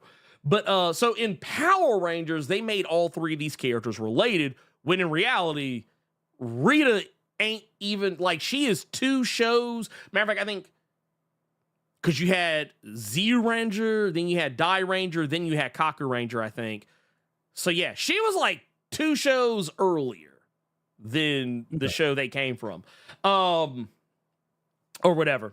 But yes, that said, yeah, okay, so you know what? In that sense, that's why I think it's so funny. I was like, oh wow, it's like it's one of those things that honestly only my dumb ass would probably think about. But yes, carry on, Carter. Carry on. Well, no, it was just basically she got her buff, and now she's trying to wipe out any and everything. We actually got a question that we'll answer later on in the show in regards to how people are feeling about Power Rangers Prime. But this is basically going to be from everything that has come out that from Boom Studios, because Melissa Flores is going to be heading this. So basically, one thing I did not realize about this, not even talking about Power Rangers Prime right now, but I hadn't realized that it's been 8 years since Mighty Morphin Power Rangers has been a thing with Boom Studios. 8 years, over 100 issues. I didn't realize it had been that long. You know, Kyle Higgins was doing his thing before he went to Image, and then did the same thing, and then kind of burnt himself. But Kyle Higgins started everything off. Yep. Then they came in, they picked up the ball, and they ran with it on some Sha'Carri Richardson shit and kept it going. And this has been a really interesting thing, you know, since a lot of people came on Shattered Grid and then stayed because those subsequent stories were so good. Very good, yeah. If you're someone who never jumped on to that point, and now you're kind of intimidated because you feel like you got to read all 8 years, over 100 plus issues, you don't have to. The one thing that Boom Studios keeps stressing about Power Rangers Prime is that this is like the jumping on point for everybody. They are completely wiping the slate clean. I don't know how true that statement is. Because I feel like you got to keep some things. One thing they came out and said in the press release is there are going to be some stuff there for people that's going to be familiar and new for some folks. But with it coming out of the Darkest Hour event, I don't know, man. I feel like you got to know at least a tiny bit, but they swear you don't. They swear you don't. So. Yeah. Well, you know what? I think I think I saw either Elite X1 or Devontre bring this up earlier. But for those who don't know, so Toei, the company that is responsible for Super Sentai, they broke away. Or rather, Hasbro broke away from. They actually, I think they just said, fuck each other and went their separate ways. But they no longer license the Super Sentai property. Gotcha. So a lot of the Power Rangers stuff, like, that's why people have been kind of curious as to how Power Rangers is going to be handled going forward. Like, are they going to just make up their own new shit, or are they just going to keep? Are they going to take the old shit and make the old shit new shit again? Like how is that going to work? Like, is this something that how does that play out? And that's been like kind of the big question. And this is something like, this isn't even news. I think they broke apart from one another like years ago. They broke away from each other like this has been a ways. But here's my thing with it. I think Boom Studios is going to be fine. As both Elite and Devontre have been saying in the chat just now, it's Hasbro that's the problem. Hasbro is the problem. Hasbro has no idea what to do with Power Rangers. And here's the thing, and I keep saying this all the time. This was the smartest move that Hasbro could have fucking done. And they didn't do it. I don't know why they didn't do it, and I don't know why Toei didn't think to do it either. If I'm being honest, and you know what? If I'm being honest, you know what? It's because Toei has okay. I'm gonna bring this up just because I think this is important to take note of. There are over 40 different seasons. There are over 40. I think right now. I think there's. Correct me if I'm wrong, because I know Devontre knows. I know Devontre knows. There are over 40 seasons of Super Sentai. Actually, I think it's closer to 45 with the current. It's either 43, 44, 45, something like that. 50. Thank you. Okay, so all right, so I was way off. So yes, there are 50 seasons of Super Sentai, each one being a different one. Now, if someone were intelligent, if a Hasbro were intelligent, here is how you would handle that. You could do what the anime industry has done. You take those those Super Sentai seasons, you can just call them Power Rangers over here. It's fine because it's not like, case in point, the anime and manga Go-Go Loser Ranger, as it's known over here, it's called Sentai Daishikaku over in Japan. It's not called Go-Go Loser Ranger over there. At least I don't think it is. But point of the matter here, what I'm trying to get at is, this is what you do. How about if your Hasbro say, hey, can we borrow these? And then what we'll do, because, I mean, let's be honest. All Power Rangers is just the English dub version of Super Sentai, sort of, depending on the season. I would just take those seasons and be like, hey, how about we can we license those? We're going to call it Power Rangers over here, and we're just going to dub it. And be done with it. I mean, we'll still have have it like on Crunchyroll, where you can still watch the Japanese with the dub or with the subtitles, but or have a dub version of it. Hell, there's Ultraman shit in English on YouTube, and it's not even dubbed. It's the motherfuckers actually on the show, like, speaking English, which is weird to me. I was like, dude, who knew? Yeah, it's like, Ranger, thank you. It translates to Ranger Reject in Japan.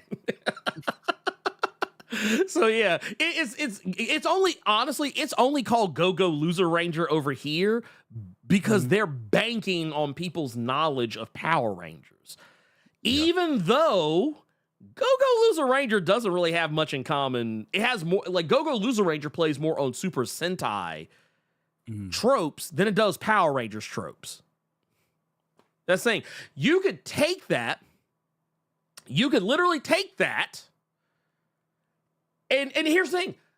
I think that you look at the Venn diagram of people who would watch anime, who would also watch Super Sentai or Kamen Rider. Yeah. If it was made available to them, is a fucking circle.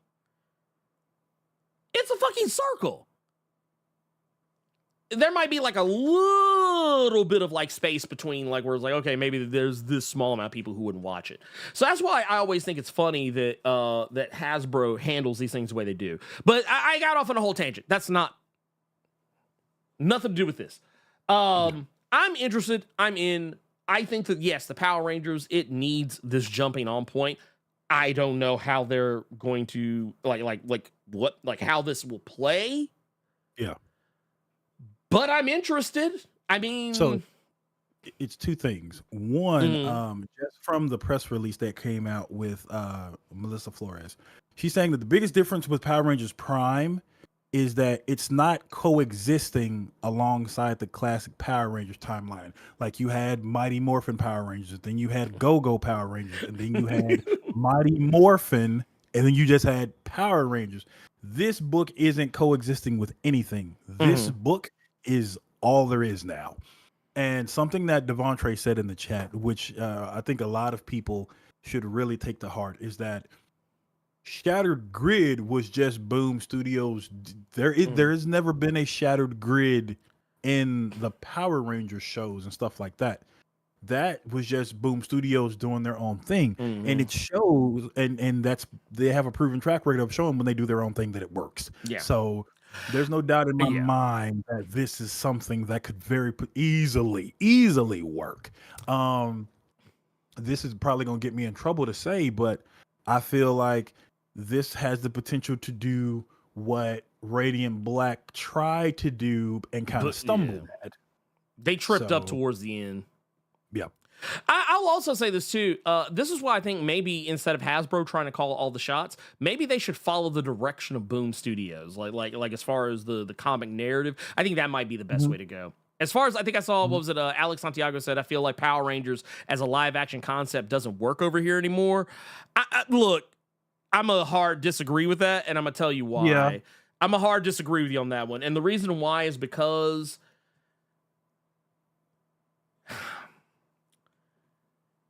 Super Sentai is basically live action anime. It's literally just anime with people. It's literally, and I say that because it's just Japanese storytelling. Now, Power Rangers as itself, yeah, you know what? I tell you what, here's what I would think. I think the way that Hasbro and even Saban and Disney and whoever else who've been over Power Rangers before, I think the ways that they have actually adapted Super Sentai seasons, your mileage is going to vary. But I'm sorry. If Toei actually licensed out Super Sentai and Kamen Rider, I don't know, hell, get you can get all this shit. You can get all of it. And I promise you, if they released those shows over here in English, whether it's subtitled or dubbed, it would be a hit.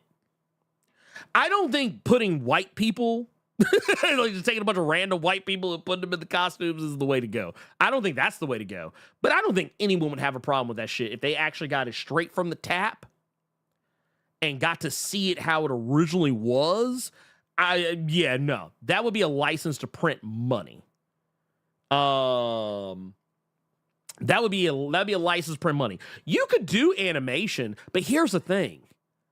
And the reason why I personally don't think that anime, I mean, it could be done because Go-Go Loser Ranger is great if you've never seen it. But I think the artistry, and maybe I might be just speaking for myself. I think the artistry in what people do, bringing something of this magnitude to live action, I think is actually half the fun. Like, trust me. That said, yes. We're actually gonna move on. I know. It was a thing. I got excited. Y'all know how excited I get about this sort of stuff. Anyway, point of the matter is, Power Rangers. Go read it if you haven't already. It is their ultimate universe. That's the thing I most commonly heard said. It's their ultimate universe, basically, or their I guess version of it. Yeah. I hope it goes well. Yeah, I think it will. But I will also use this as an opportunity to tell a lot of you all that maybe have not read any of the other stuff. Read Shattered Grid. Shattered Grid. You don't Shattered need Grid's to know great. anything about Power Rangers. Here you go. Shattered Grid. Tommy never became good. Mm-hmm. Go read Shattered Grid. Shattered Grid was really, really good, man. That is the tweet, as they would say. Mm-hmm. That said, let's move on to our next thing. We have got Marvel teases an all-new Venom mystery. Ooh. Yeah. So hit us with the details, Carter. Okay, currently in Marvel right now, when it concerns the Brocks, Big Brock and Little Brock, and everything in between, there is a Venom War going on in the Marvel Comics universe. Basically, just to give you a quick rundown, Eddie saw what would happen to the world if Dylan continued to have the Venom symbiote. Dylan saw a vision of a world that could happen if Eddie had the Venom symbiote. Uh-huh. So they're both trying to stop those worlds from happening. So it's both. It's like a hey, give it. No, you give it. No, you give it. No, you give it. And now we have a whole goddamn Venom event about it. But when all of that is said and done, it's looking like neither Eddie or Dylan are gonna have the Venom symbiote because we have a all new, not all different Venom series coming in December. One reason I might check this book out, or one reason that I probably will, I'm gonna check this book out, is because it still has Al Ewing on writing duties. And one of my big complaints about the current Venom run was the stuff with Ram V writing some of it and Al Ewing writing some of it. It just bugged me. It's too disjointed. Way too disjointed, and it was very inconsistent to me.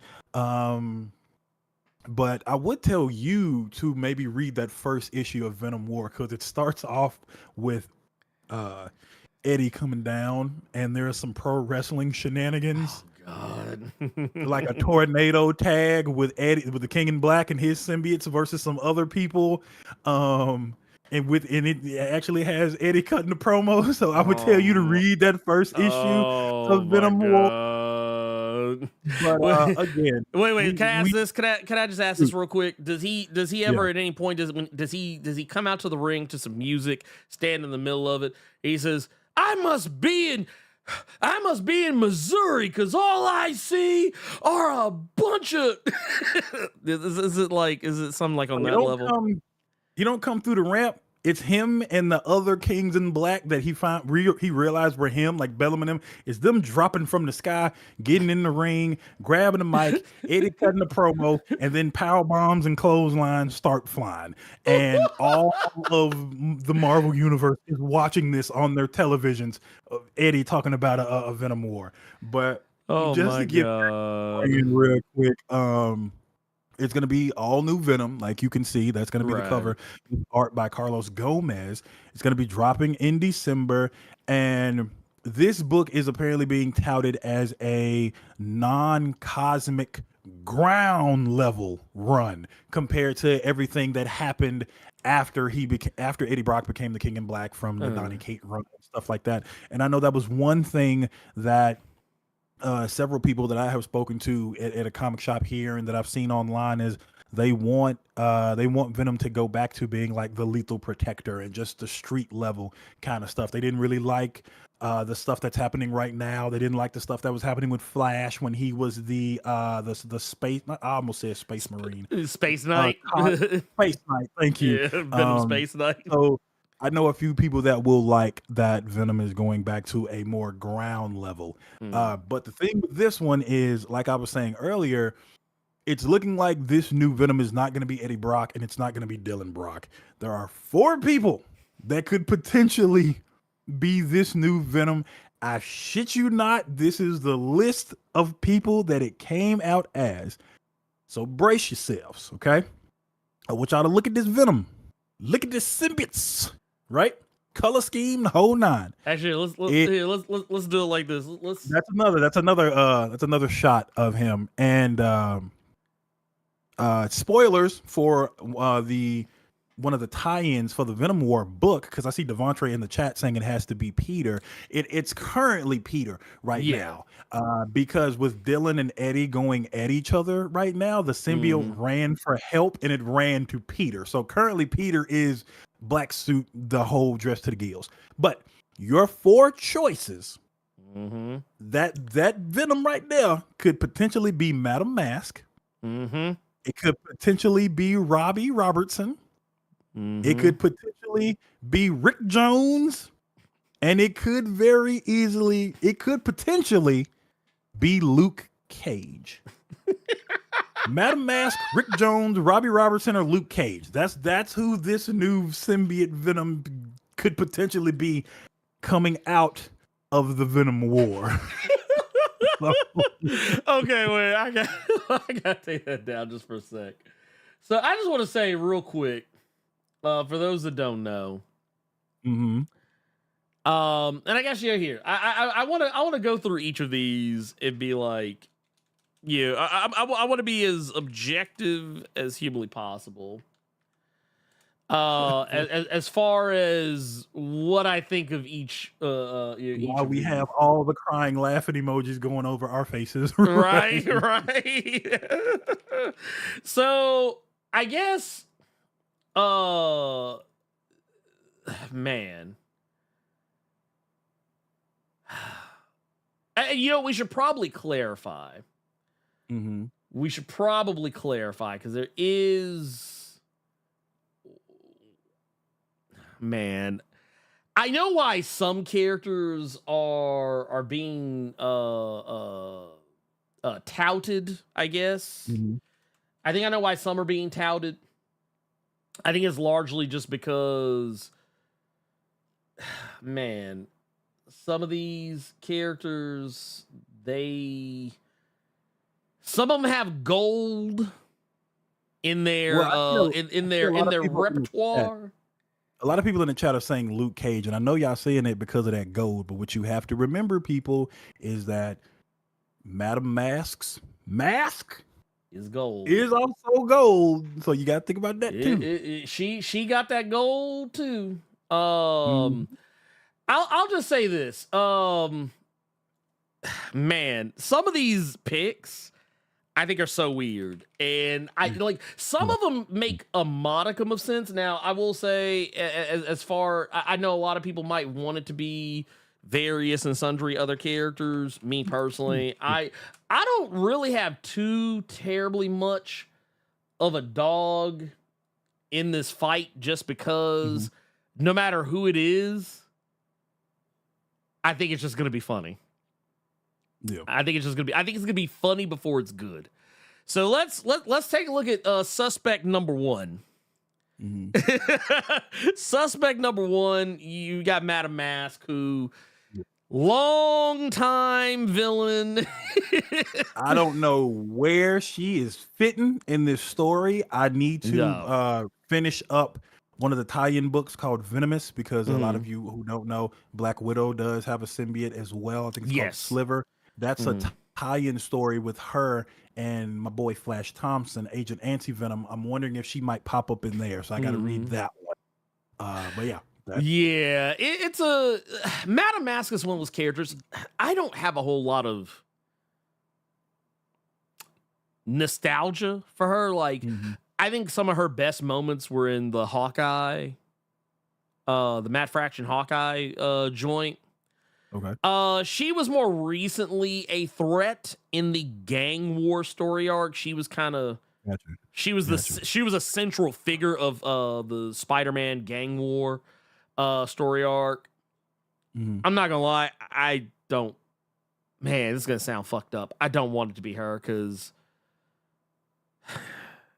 I don't like her. I don't like her as a character, and I don't know. Maybe that's I don't know. I think she is. Well, let me put it like this. I don't want to see her as a lethal protector.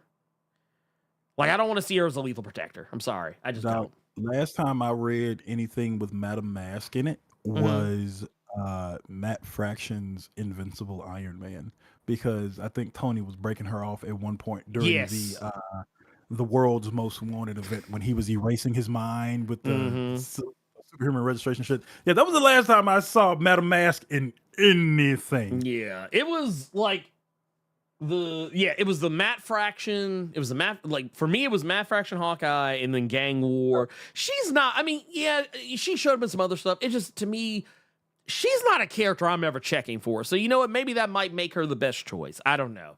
But I just don't think it's her. I don't think it's her. But again, y'all see that yellow and gold, so you can't just immediately say Luke Cage. So that's one. So next up, we got Spider-Man, longtime Spider-Man and Peter Parker ally, Robbie Robertson. Again, that's another one. If you all remember the cartoons and other forms of media, what color suit do you always see him in? Yellow. See, you got to think. Man. So for me, you know what? You know what would have made more sense to me? Because he has a son. That's who I thought they were talking about, especially because he's been in some other recent Spidey stuff with Tombstone daughter and stuff. Mm-hmm. I was like, it would make more sense to me because right now, if I'm not mistaken, Randy. For me, Randy would make more sense because, like, of everything he's gone through as of late. Not to mention, I think he's like the one person in Peter Parker's orbit as of late who who don't have shit going on. Yeah, he ain't got any kind of skin in the game. Yeah. So yeah, I don't know. Yeah. I mean that. Yeah. Or I don't know. It might be. I could be. I could be. I could be entirely incorrect, and I am open to being entirely incorrect on this, but it would make way more sense to me on that level. If it was Robbie, cool, that's great. Look, Papa Venom, I can rock with it, whatever. For those that don't know, Robbie, or technically it's Joseph Robbie Robertson, he has a long history of Spider-Man, dating all the way back to the early days of the comics. Also closely tied to characters like Tombstone, and the whole Prowler thing, all that good shit. Yeah, there's that. There's also, okay. Look, I'm gonna skip one. Let's just go straight to Rick Jones. Let's look. Rick Jones has literally been every wish.com version of every superhero in the Marvel Comics universe, damn near. Remember when he used to be A-Bomb? I was gonna ask you when I originally saw this story, first thing that popped into my head, it wasn't A-Bomb. It was, don't he still have the nasty little head on his body from Immortal Hulk? I don't know if he does. That would be gross. But no, he used to be, technically he used to be A-Bomb, Big Blue. Yeah, he used to be Big Blue. He was, because he used to have, if I remember correctly, the he used to be bonded with Marvel, I think at one point. This is go way back in the day. Way back in the day. So you technically, Cap. So one of the earliest, for those who don't know, Marvel, the earliest version of Captain Marvel. And if I remember correctly, they used to I think they used to swap places. I have a very vague memory of that, but yeah, he's literally been every superhero sidekick you could possibly imagine. I mean, that motherfucker might have even been a Bucky at one point. I don't know. Yeah, he did have the bands. He did have the quantum bands, I think, at one point or another. I know when he died in Secret Empire, they were making it out like he was supposed to be the Marvel Oracle or some shit. They were making him seem like he was that. Dude, you want to know what's so funny about that shit? I fucking forgot he died. He's Rick Jones, the J-Lo of Marvel Comics.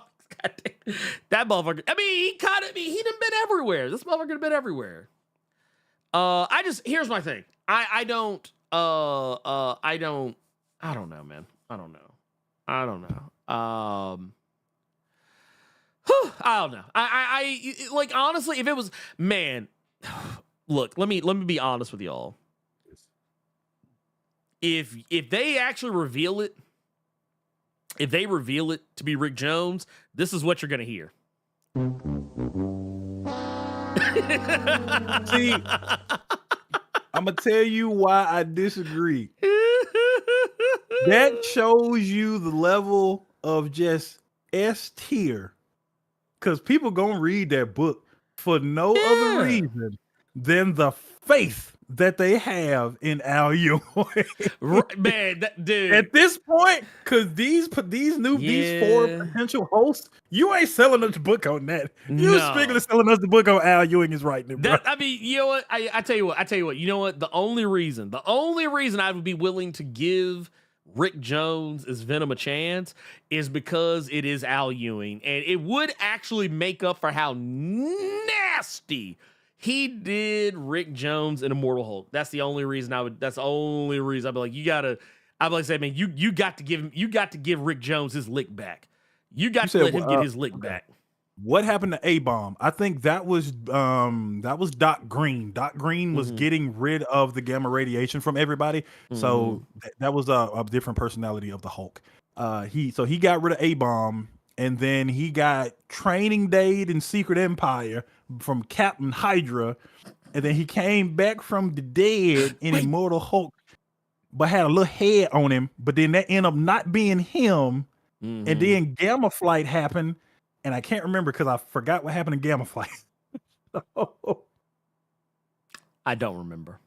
I don't remember. Here's the thing. This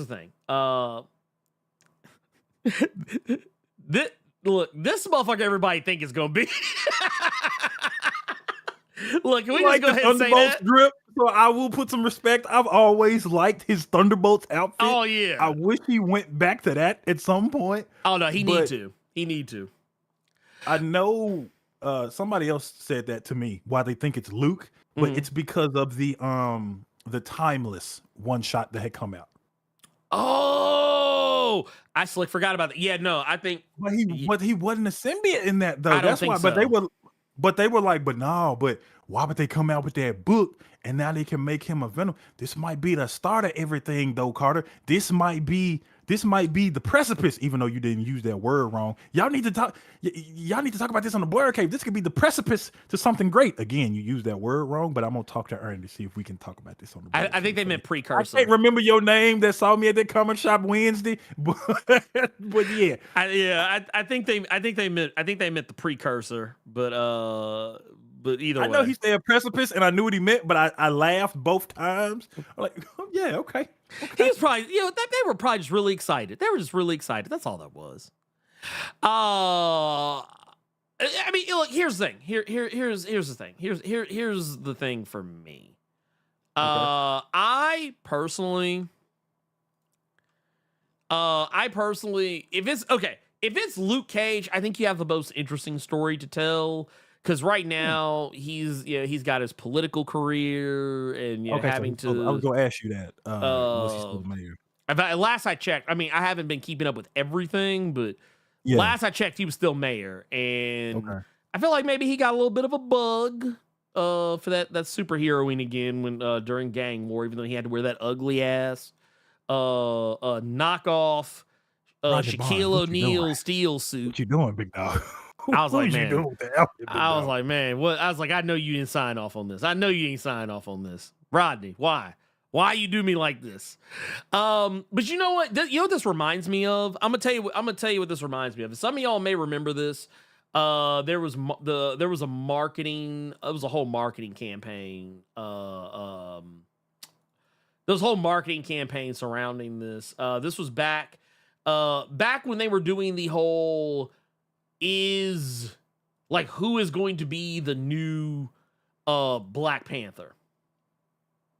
They did this whole thing. They had all these different I'm trying to see if I actually still have some of these. But they did this whole thing where they took the old, like, hey, we're going to show you a bunch of different pictures with a bunch of different characters as the character. Okay. I don't know if you remember seeing this, Carter, but they had a whole thing where it was, they had a picture of Shuri. They had a picture of Shuri as Black Panther. Mm-hmm. Which, obviously this was the one that wound up being the correct one.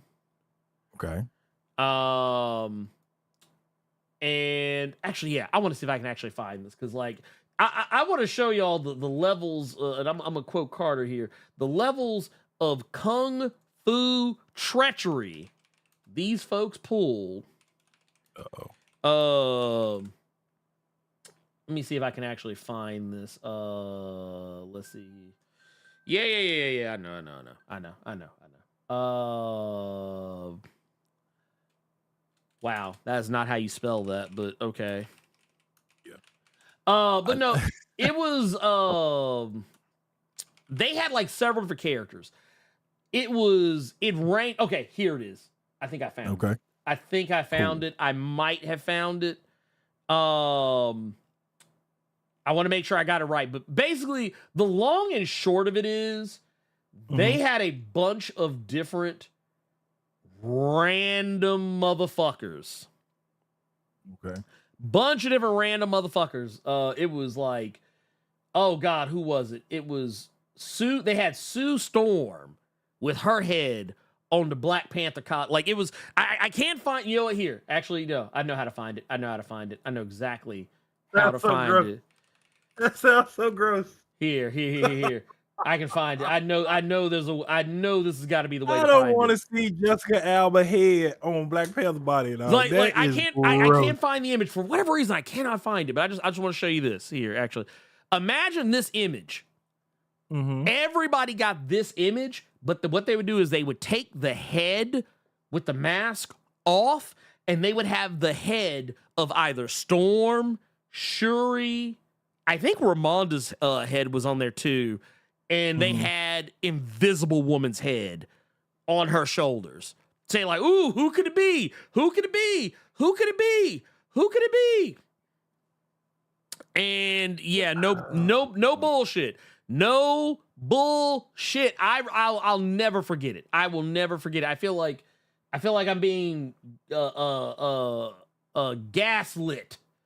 Can I ask you this? Sure, go ahead. Shoot. If you may feel the same way that I do. Go ahead. I feel like, because you're saying they just grabbed several different people's heads and was like, who's the new Black Panther? Do you feel like that would have been a better fit as opposed to the 4 choices we did get of who it could be? Would you rather they went just like, who's the new Venom? It could be anybody, as opposed to Madam Mask, Rick Jones, Luke Cage, and Robbie Robertson. I would have rather have been a surprise, or not a surprise, but just like, instead of giving me like 4 random names of people I have vague different opinions about. Because that was kind of what I remembered about. Well, you know what? Honestly, it probably wouldn't have mattered because they did the same thing with the new Iron Fist. And I remember the first thing I thought of when I saw it, I was like, that's Swordmaster. That was the first one. I was like, they're like, ooh, who is the new Iron Fist? I was like, that's Swordmaster like a motherfucker. Damn. And then sure as shit, the book come out and it's like, oh yeah, fucking Swordmaster. I was like, because they said it wasn't a new character. And I was like, well, there's not that many characters in Marvel who are of Chinese descent who have any level of prosperity in the Marvel Comics universe. I was like, it's either Shang-Chi or it's Swordmaster. I was like, I don't think there's anybody else. And I was also looking at it like, oh, it's a young character. I was like, so Shang-Chi is out, so it's got to be Swordmaster. I was like, okay. All right. But no, I'll circle back to it. I promise I'll circle back to it. But yeah, basically, because I want to find those pictures. I swear to God, I had it saved at one point. At one point in time, and I guess somewhere along the road, I either deleted them, misplaced them, or something. But yeah, basically the long and short of it is that, yeah, my money's on Luke Cage, just because I feel like, honestly, it'd be the best usage of the character. Just if we're being honest, And you know what? And I'm like Issa Rae. I'm always rooting for everybody black. So yeah, you know how that goes. I mean, from the stuff that happened in the Venom War books, the symbiote itself has a lot more personality than we've seen in a while. Yeah, just because, you know, he felt like he did Eddie Brock wrong. He felt like he did Dylan wrong. So he went to Peter's house and just hid in the closet. And it ended up having like a conversation with Peter about how Peter was a good person and this, that, and the third. So I could see the symbiote, if they're still going that route, how he would look at Luke Cage like, this is somebody, this is a good person. Because that's the one constant thing that they've done with the symbiote, is that they've always gone back to You know, Peter was his first, and then it was Eddie. But Flash taught him how to be a hero. Right. So if he did go to Luke Cage, that would make some sense. Even though I feel like Luke Cage don't really need that buff. I saw somebody in the chat say the bulletproof symbiote. Even though I feel like the symbiote already bulletproof. I mean, yeah, he don't really need. Well, but and you know what? I don't know if this needs to be said. Mm-hmm. But one of the things we also got to remember about the symbiote is it keeps whatever, it usually tends to hold on to whatever buffs it gets along the way. Mm-hmm. So, I mean, I don't know. I don't know. It could be anything. It could literally be anything. The family Venom, just Luke Cage, Venom, Jessica Jones, and little baby girl. Like, that's the book we could potentially be signing up for. But how would you feel? Because somebody said it in chat. What if it was Paul?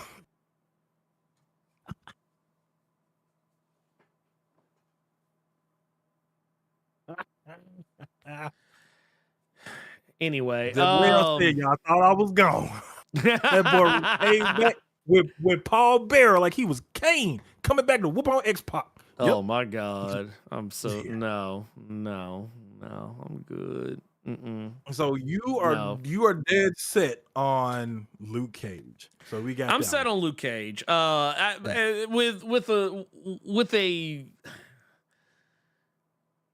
With a generous amount of optimism for if it's Robbie or Randy Robertson.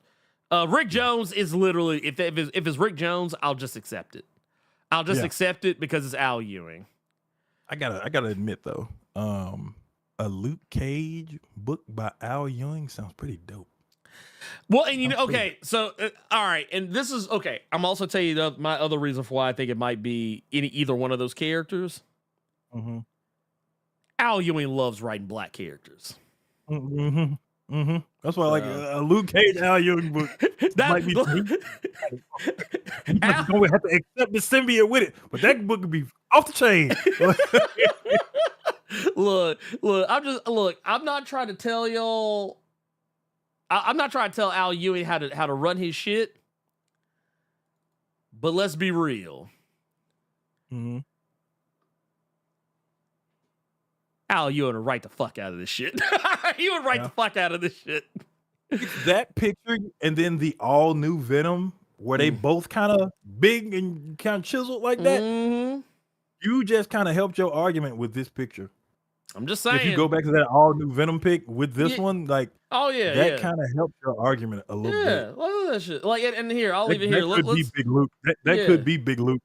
Yeah, let's. I mean, I can see it. I'm just saying. I can see it. The tongue only comes out when he in the house with Jessica. Yeah, that could be something. See, that could be something. That could be something. Y'all ain't. Danger. Y'all ain't shit. Y'all ain't shit. Y'all ain't shit. I just want to let y'all know y'all ain't shit. Let's move on to our let's move on to our recommended. Or actually, no. First things first. First things first. We got some super chats here. I want to get on. We got some super chats and whatnot. I want to get on. First and foremost, we're gonna recognize Devontre with the 33 months in the Blerd Club Gold Mine. Says Power Rangers finally departing fully from his Toei base, and it's so great to see the lore grow. And the thing is, what they got to do, what I think they need to do, if you're gonna, I think that's why it's probably for the best that they are doing the, you're kind of making their own version of like an Ultimate Marvel or Absolute, DC, whatever. Maybe it could open the door up to some things. Like I'm warm to it. I'm definitely warm to it. I'm warmed up to the idea of what they're doing. And honestly, I think the comics, I mean, I'm be brutally honest, I think the comics have been better overall than Power Rangers as a whole has been in quite some time. That's just me. Let's see. We got one here, man. Dr. Midnight, aka Michael DeFonte, is out here. Says, with the 10, says, hello. Is it okay if I draw fan art of the show on my downtime with the Blerd and Carter Presents as their favorite comic characters? Of course it is. I know Blerd's is Daredevil. Carter Presents, I forgot what your favorite character is. May you let me know who they are.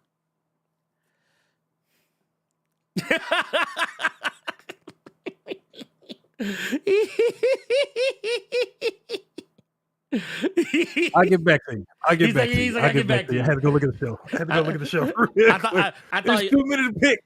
I thought he was gonna be like coming out here is with the Kate, with Al Simmons, with the Spawn. Oh, bro.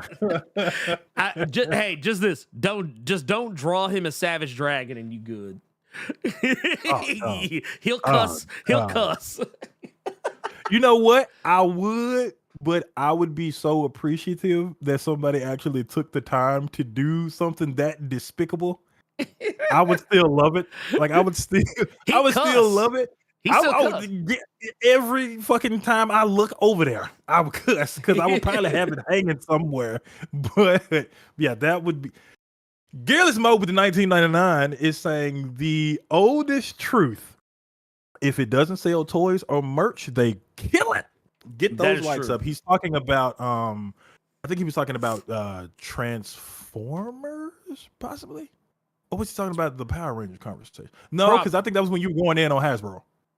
Yes.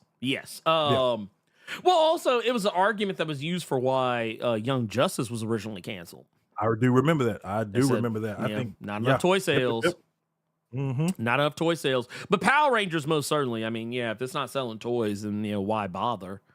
Why keep it going? Because that's their whole business is toys. That's their thing. So, but yeah, it is true. Like you have to have the demographics, you have to have them locked down, and yeah, it kind of is what it is at by that point. Let's see here. Okay. Also, thank you, Jazz, for letting me. I just happened to look up and see the message. Let's see here. Let's see.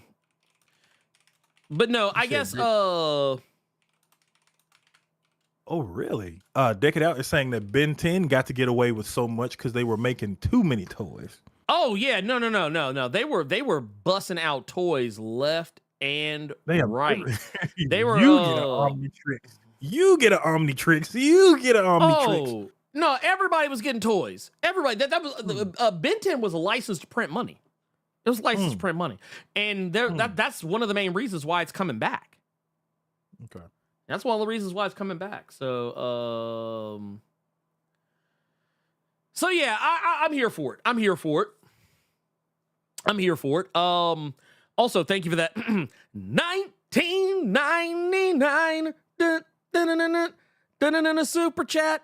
Let's see. We also got Devontae with the 5 says it bet not been Rick Jones. He been token everyone. He been token everyone to a Hulk, to a Captain Marvel. Don't stamp his bingo card. Look, wait. You know, I feel like he got one of them rewards cards where like if you like, he's like, hey, if you get to be this many superheroes, you get a free coffee. He tried to get that free coffee. I'm going to deny him that free coffee. I'm going to say, punch card is no good here. Lord. What would it say? What would it say about, is he, okay, I'm going to ask this question just to go along with that, but I'm going to add Madam Mask and Robbie Robertson to this. Mm-hmm. If that book turns out to be heat from whoever is picked, yes, is Al Ewing then officially, because it's all hinged on Al Ewing. If that book comes out to be heat from them 4 choices, is he now, you have to call him the GOAT in Marvel? Oh no, if you can make Rick Jones, is he readable every month, every week? Is he just, he's Hall of Famer at this point? Oh, is no, he top dog now? Rick Jones, if you can make Rick Jones a household name, you a bad motherfucker. You a bad motherfucker if you can make Rick Jones a household name. So yeah, no, And honestly, if the book, like, because I'm gonna tell you what's gonna happen. Look here, I'm gonna give y'all a little bit of insight. I'm gonna give you a little inside baseball. This is a preview. This is a preview of whatever video I make should this book come out and it be fire. I'm gonna be like, Is he first? I should have had faith. He first ballot. He first ballot. I mean, look. I'm gonna tell you right now. I'm gonna be mad. Like y'all know how I retracted my statement about Daniel Warren Johnson once I realized I could pre-order the Extremity signature. It's gonna be like that. I'm gonna be sitting there like, look, man, Mr. Ewing, I would like to apologize publicly for my out-of-pocket remarks about Al Ewing and his choice to make Rick Jones the new Venom. I apologize. I will. I would like to let everyone know that I don't know what was going on in my head. This is not who I am. This is not. Said Rick Jones gonna be in the X-Men next. Man, look, wait a minute, man. I'm okay. First of all, you know how they doing that storyline right now in Marvel, where like a bunch of random like grown ass adults are becoming mutants out of nowhere. Mm-hmm. Man, if Rick Jones ass show up in one of the next X-Men books and they like, oh, hey, turns out he's a mutant, I'd be like, dog, how many of you people will have flaming pitchforks at Marvel's headquarters to know that you lost sync just for Rick Jones? Man, for Rick. No, not like this. Not like this. Not like this. No, not like this. Not like this. Super Mishaman with the $5 over on Streamlabs says, speaking of timeless, has Marvel done anything else with that Miracle Man tease? No. Nope. No. I think I could be wrong about this, but I do think that Lord Jesus, what is that man's name? That did Sandman. What's his name? Oh, Neil Gaiman. I think he finished his old storyline that he had done with Buckingham. I think it's Mike Buckingham. I think he may have finally finished that from however long ago in the early 80s, 90s, whatever the fuck when that originally happened. I think he finished that storyline and ain't shit else came out since. And I'm not gonna lie to you. Now that you've reminded me that Neil Gaiman was involved with that, you probably never will see anything else. Yeah. Because of the recent allegations that he hasn't necessarily denied. Yeah, it either finished or it didn't finish. And if it didn't finish, you ain't getting that motherfucker. Yeah, you ain't getting that motherfucker down. That look. If it did finish, you ain't getting shit else. Yeah, you ain't getting nothing else. Because I'm gonna tell you, we read some of the transcripts of the stuff that was said on Nerds of Culture, and I'm not gonna lie, it made me feel really disgusted. That man's freak. Oh yeah, certified freak, and not even the good kind. I mean, like the kind where like, nah, you got to go to church. You need to go to church. Like you need to get your soul straightened out. You'll be quicker to see Angela make a return than you see anything with Miracle Man. Actually, dude, now think about it, shit.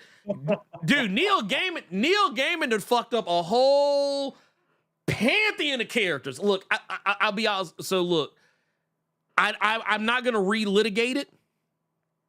I'm not gonna relitigate it because, like I said, we talked about it ad nauseum on Nerds of Culture. I'm just thinking about somebody asking you one day on like Nerds Culture or a cave. Hey Ernie, whatever happened with Thor's sister? And they just get maced real quick, just bow, shut your ass up. or no, pocket sand. Wow.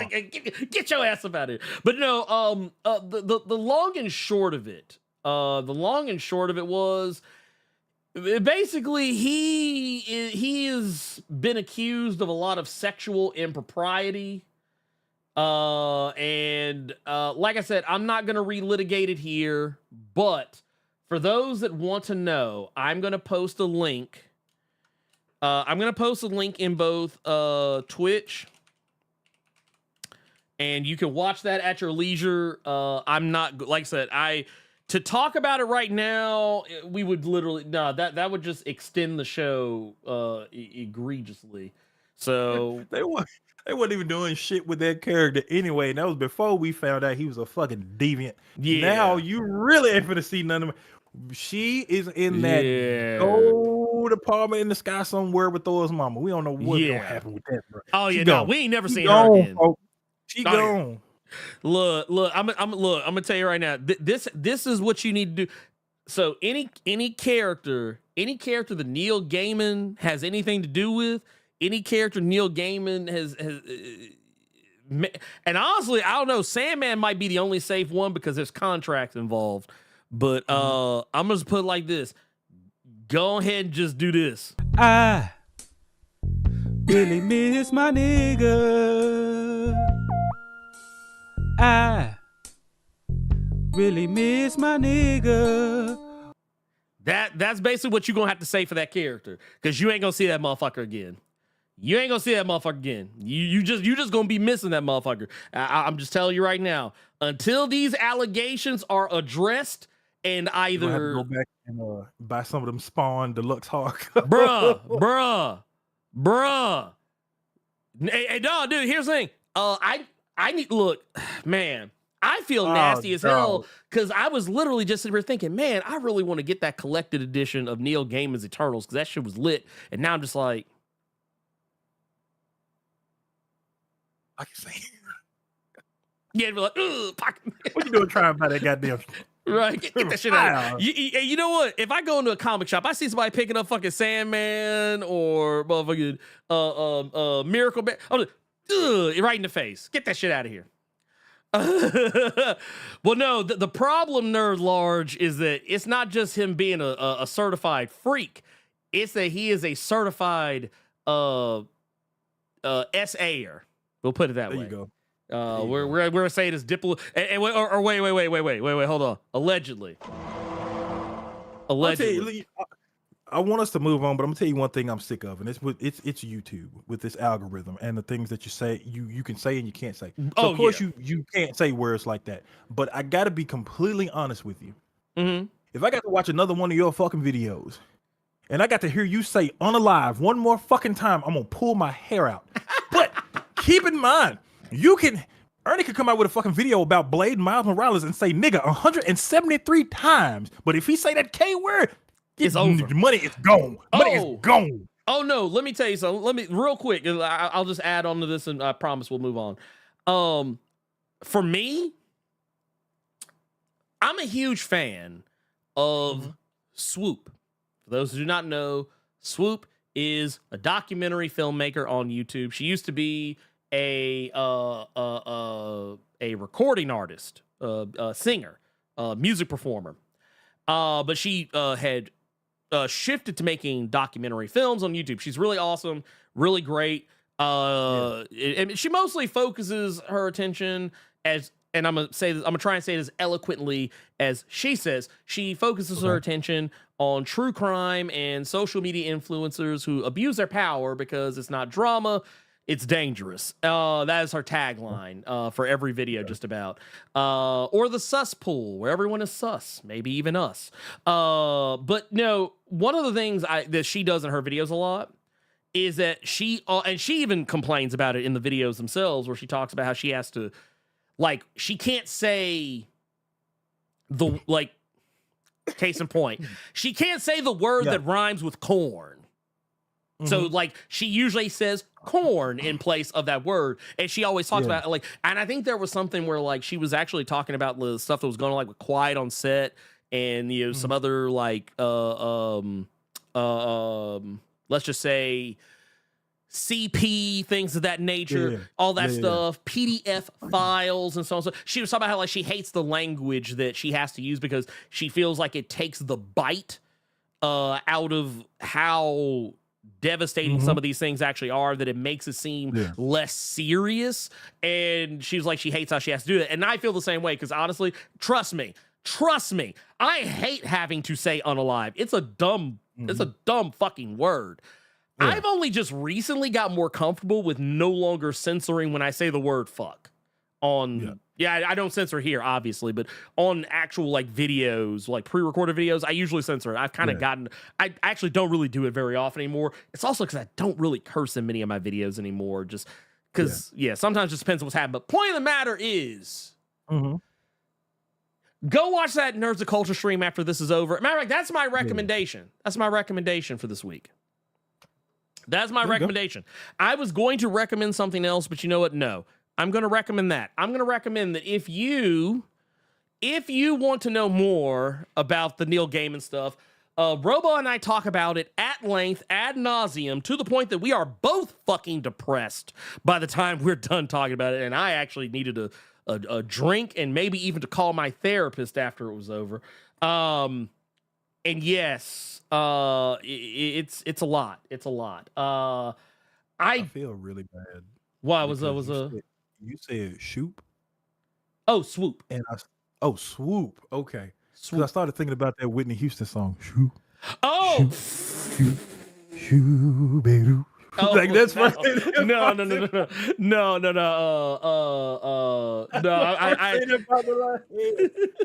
I will say this too. For those, if you're someone who is interested, if you're someone who's interested, this is Swoop's channel right here. You always can pick her out because she usually either has on a blue or purple wig. But some of her videos are just really awesome. She did like one about the dance moms lady, Abby Lee Miller. Fucking hate her. Hate her even more now that I've seen that. Also, she just recently, her most recent one that I just finished was the one she did about Hannah Pearl Davis, aka Just Pearly Things. That one is a hoot. That one's a real hoot. So that completely complete non sequitur. But yeah, she that's her. She has a second channel, Swoop 2, where she talks about like weird true crime stories, which are also great. But yeah, anyway, I'm gonna recommend you go check out I hate that girl, man. I hate that girl. She look like Geese Howard. What's about Pearl Davis? Yeah, she like Geese Howard. Like I keep waiting for her to fall out the window instead of letting Terry kill him. Like, if you want the bitch, you can have her. Dude, okay, so you know what? I've watched a lot of Just Pearly Thing stuff just because, I love making fun of her and laughing at her as a person. But the thing that's kind of funny is when, like, I'll never forget the dumbest look I ever saw on somebody's face is when someone said, hey, we noticed you had Nick Fuentes on your show. It's just like, yeah, that's my buddy. And they're like, yeah, so like, why'd you do that? And she was like, well, I just really wanted to bring him out there, like, and have, just have those dialogues and stuff. And they're like, yeah, but he's like a prolific racist. And she was like, audiophiles, you can't see, but you ever see that GIF of the little puppet monkey doing the eyes back and forth? That was what I was just doing. Because that was the look she gave. It is there with that double red pumpkin. Yeah, get Geese ass about it. Let's get to these questions. Hey, who really runs Southtown? That's what you need to know. That's who really runs Southtown. The Southtown boys.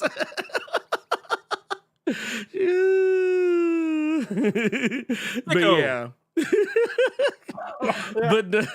but that said, getting back to it though, I would highly advise, if you have the time, if you have the bandwidth, if you have the energy, if you feel the urge, go watch that episode of Nerds of Culture. It was a hoot. It was a real hoot. It was a trip. I like, honestly, matter of fact, here, I'm gonna pull up this thumbnail just so y'all can kind of see it for yourself. If you see the thumbnail, that's the one. That's the one you go to right there. That's, if you see this, if you see that thumbnail, you're at the right place. But go check it out. I put the link in there. That's my recommendation. Learn about how a person can literally go from being like the hero that you hoped they were to being the goddamn devil himself. Like speed running getting canceled is what that is. But anyway, let's move on to our next thing. We're gonna take questions from the Discord.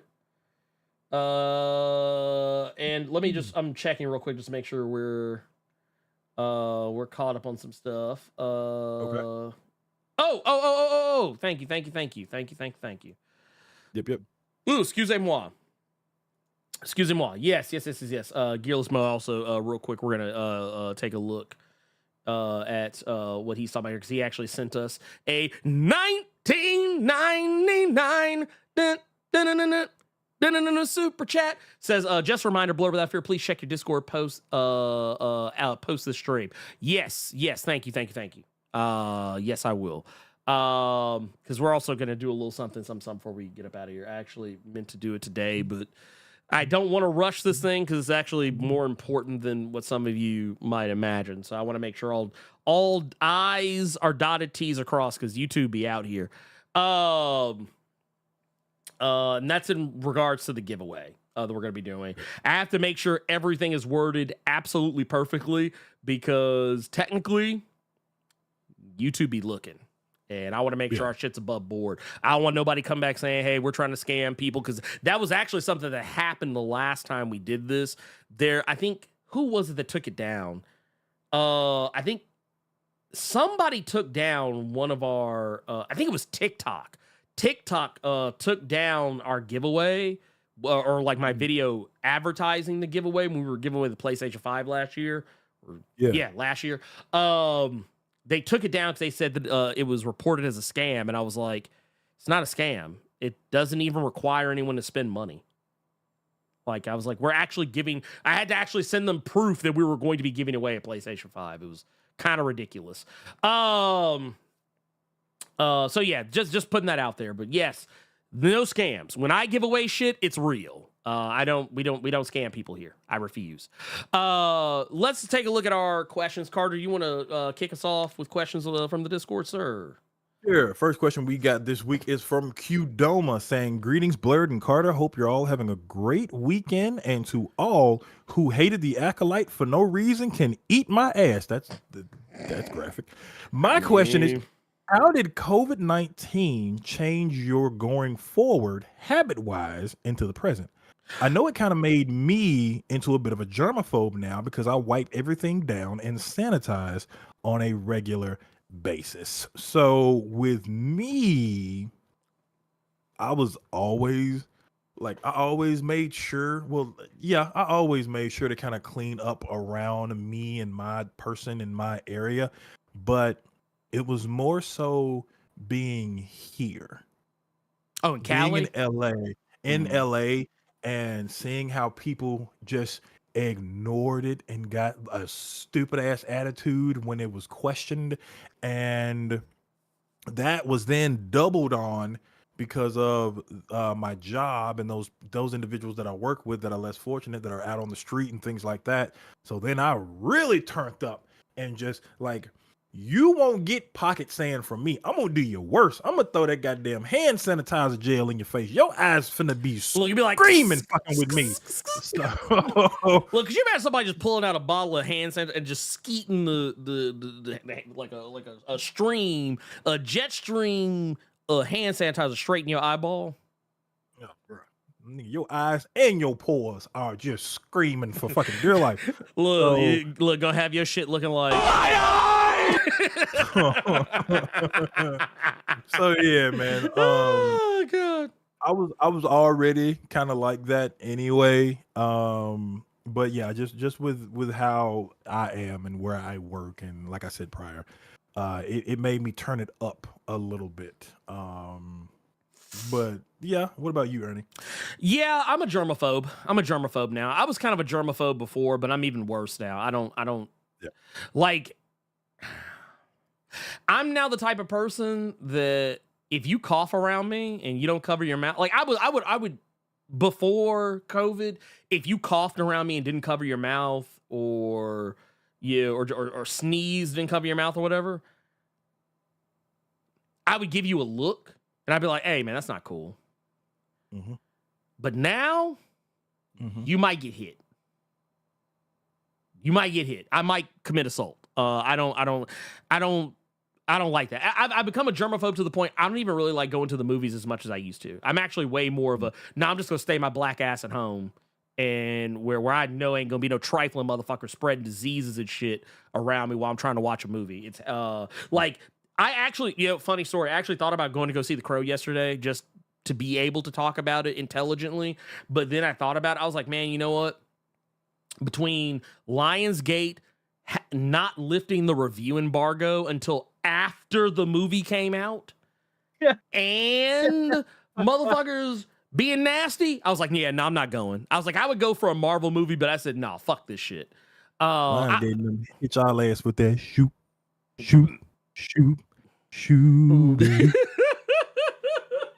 I was like, shit. No. We're not going. We're not going back. We're not going back. What's we got one here. Was Trap Got Thanos? Yes. Says, oh, hey, dude, I like this one. It says, good evening, C-Town and Blerd. It seems everyone saw the money the new Ultimate Universe was making, decided to copy their homework and barely change their answers. The trend of a dark universe where the villains won and the heroes or the underdogs got DC and now Power Rangers. What do you think / want to be next? I would unironically love for Star Wars to do this. A universe where you switch the Jedi and Sith roles. The Jedi have a rule of 2, and there are thousands of Sith dominating the galaxy for the Jedi to uprise against. Also, shout out Hickman. In the preview for Alien vs. Avengers, it shows T'Challa and Storm's son, Azari. Oh, yeah, I did not get to see that. I need to go and look at that. Okay. Hickman said, y'all gonna like my T'Challa and Storm ship whether you want to or not. Just like y'all gotta get these likes up whether you want to or not. Okay. So what new universe do you want to see?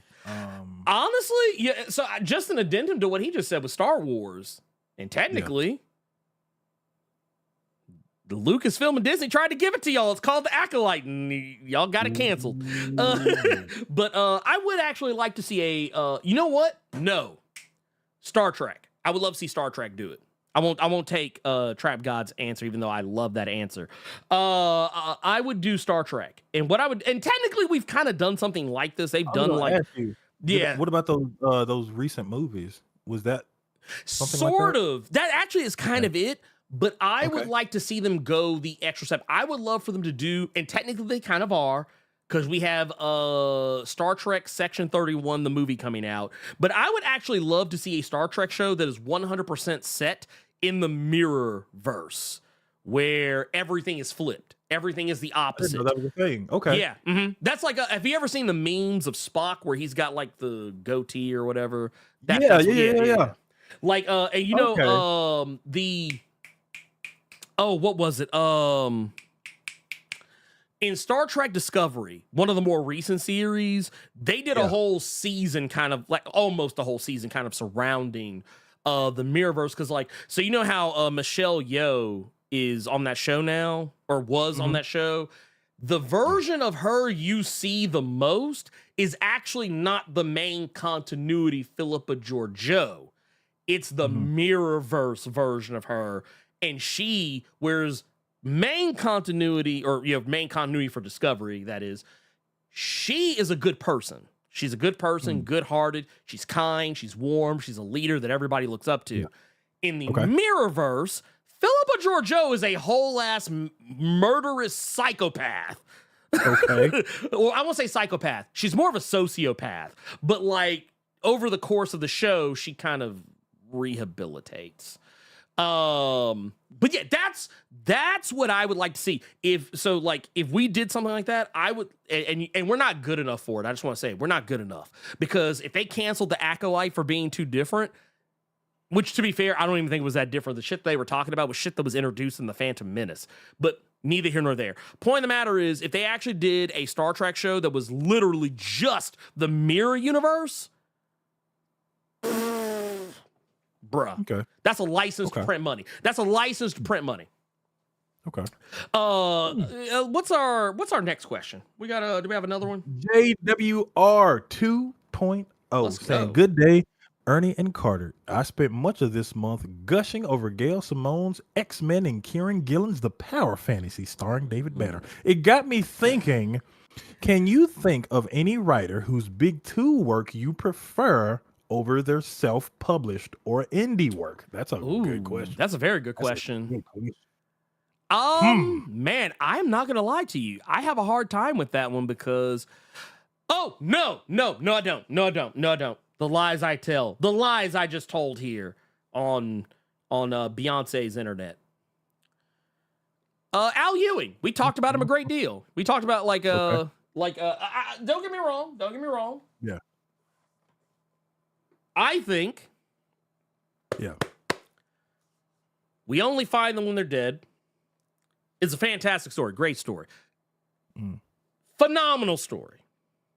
Great Shout story. out to you bringing it back to the Power Rangers because Simone DeMeo did Power Rangers art. Yeah, yes, he did. Yes, he did. And here's the thing.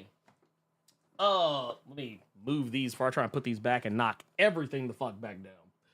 But to get back to it, what I love is that I actually like his big two stuff a little bit better than that. Like, because I mean, you know, Immortal Hulk, need I say more? You know, his Ultimates, you know, and to be fair, he actually writes more for Marvel than he does for most things. So it's probably an unfair assessment. But I definitely think that like Kieran Gillen is a guy who I think his stuff outside of Marvel and DC is infinitely better. Not even to say that his big two stuff is bad. It's just his outside shit is that much better. Okay. Is what I mean by that. But yeah, I'll go with Al Ewing. What about you?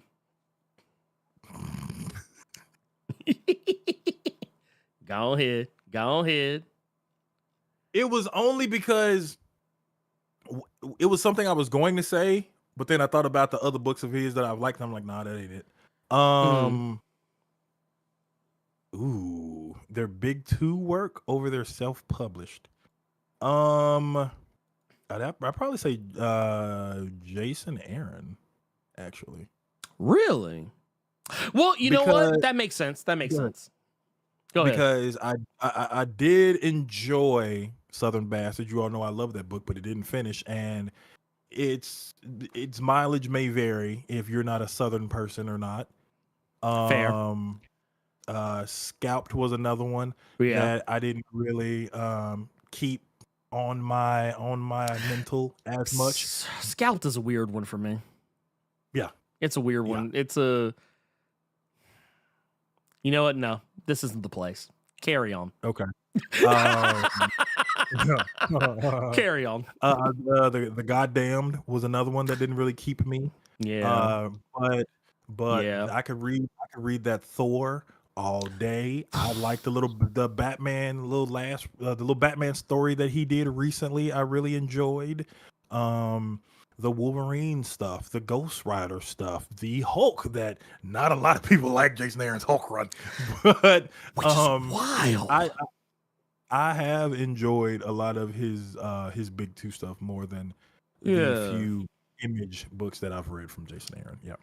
Yeah, no, I'm with you on that one. I'm definitely with you on that one. Let's see here. Oh yeah, let me grab these real quick. Oh wait, nope. I didn't mean to do that. That was not my intention. Sorry, I'm pinning questions. Okay. And then I think that's it. Yeah, we move on to the next thing. Questions from the chat. What was it? LP3 said Chip Zdarsky. Nah, I like Chip Zdarsky's I like his out of network, out of big two stuff a little bit better. I mean, I love his Daredevil, but Domain is just really good. I like Domain, and even though technically he didn't write like every single aspect of, I think he only wrote like what, a little bit of Sex Criminals. Yeah, it was a little bit. He was more art duties. He was on art for Sex Criminals. I like Sex Criminals a lot. And that's a weird sentence I never thought I would say out loud. But please know, I'm talking about the comic, not actual. Yeah, right. Pocket. God damn it. Anyway, y'all know what I mean. The comic. Ooh, that's what you put. Look, wait. Is that going to wind up being the title? Is that going to Pocket Sand? Yeah, Pocket Sand. You got damn right. Yep. Pocket Sand. But no, yeah. Actually, Chip is on the line. He's on. He rides the line. Like, it depends on what day you. The only thing I can see you bringing up for Chip is damn. what you brought up before. What's that? Red Fist Saga. You weren't that big of a fan of. That yeah. And the Batman the is kinda, later Batman stuff. Yeah. Yeah, Batman's a little. His Batman's kind of suspect. Not gonna lie, his Batman's a little. It's a little. His Batman kind of. Oh no, I gotta. Oh no, that Batman ain't. It started off so good too. Let's see here. And then here's another one right here. Okay, so yeah. I think we have all of our questions, I think. I actually caught one way earlier in the show. And then we're gonna show off here. This is from Rough Rider, says, question: if you're somewhere without a signal, can you still read a digital copy? No. Or you're going to be relegated to whatever you could pick up. Like if you loaded the comic up, like if you loaded it in the app and then you lost your signal, yeah, you could still read it because technically you've already loaded it. But like if you have no signal whatsoever, yeah, good luck. Yeah. Well, I tell you what, let's be clear. When we say no signal, I mean you got that little circle with the line across where bars should be. If you only got like one or two bars, that's different. You can still read it. Take a minute to load all them pages of art. Yeah. But if you're like I'm talking about like no signal whatsoever, or your phone have been cut off, good luck, pimp. Good luck. Also, I guess it's as good a time as any to bring up that if you're speaking of digital comics, and if you saw my most recent video, you probably saw me bring it up in the video. But there is a link in the description, a special link that if you click it, it will actually take you to a page where you can get, where normally Global Comics 1-year subscription is $89.99. You can actually get it for $59.99 if you use my link. Go use that link, and if you sign up through that, you can get your first year for $59.99. And not only that, if you want to use the app, you can also use the app. I have a promo code in the description. It's GCX Blerd Without Fear. You will also get that same deal, 33% off of your Global Comic subscription. And I just want to point out here, the comics, they have literally, I'm just pull this up so y'all can kind of see. This is a lot of goodness on here. Look, they got all the 2024 Eisner Award nominees on here. Transformers, Local Man, Void Rivals, Phantom Road, Monstrous, Firepower, Sweet Paprika, which that's a Merca and Dolfo special right there. The Cull, Philadelphia, A Legacy of Violence, Dracula, and they also got Rare Flavors. All the big hits are on there. They also got the Jim Henson collection. This is all stuff that's just curated sections you can check out. But you can see here, they got Dark Crystal, Labyrinth Comics, Fraggle Rock Comics, all that good stuff. The Storyteller. You can also go down here, the Best of Vault Comics. There's a bunch of random ones in there. Though I will say, and I'm going to go ahead and just preface this right now, this is not a safe for work comic. But Money Shot is actually kind of funny. This comic right here that they are not showing you a preview of because it is not safe for work. And Heathen's another really good one. I like that one. You a fucking heathen if you read Money Shot. Yes, you are. Yes. Also, if you like Invincible, as they say here, guess what other comics you can find? Like one of Carter's favorite comics, Midlife, or How to Hero at 50. They've also... Oh, it's good. It's good stuff. They've also got Geiger. which for those who know, that's the Ghost Machine imprint and image. Yeah, Geiger, the Rook Exodus, that's here, all the Jeff Johns, Jason Fabok stuff. Yep. They also got that nasty ass The Boys. If you nasty. Also, I Heart Skull Crusher, which is a really good comic, is also on here. There's lots of good stuff. And like I said, Legendary Adventures, Fight Girls is on here if you want to check that. It's good. Once and Future, Paper Girls, like all these books, fire. Now, I'm gonna be honest with you. There is no Marvel, there is no DC, there is no Dark Horse. But if it's on Boom or Vault or Mad Cave, AWA, did I say Image already? If I have it, Image, Dynamite, so on and so forth, you can read it on there. So, like I said, I highly advise, go check it out. Great stuff. Let's see here.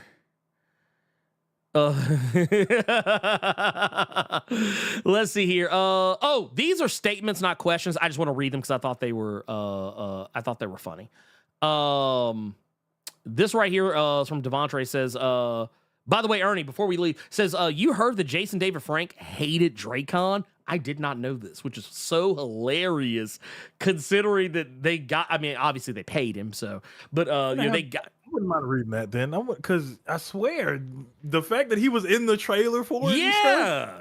I thought he was on board. Now, you telling me that he hated it kind of changes my. You know what? I know why. I think I know why he hated it. I actually think I understand why he hated it, though, because to be fair, Jason David Frank, he's a purist, and he loves that. He loved that character.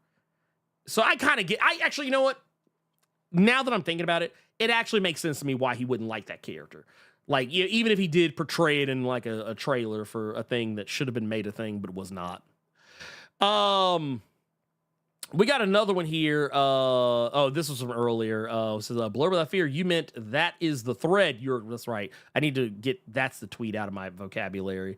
We also got Detrick Morton here. This is a question. It says, how many characters do you think were the prototype for more popular characters? Example, Living Diamond and Emma Frost. I've said this before, but the Milestone Media character Technique, she's the blueprint for Riri Williams.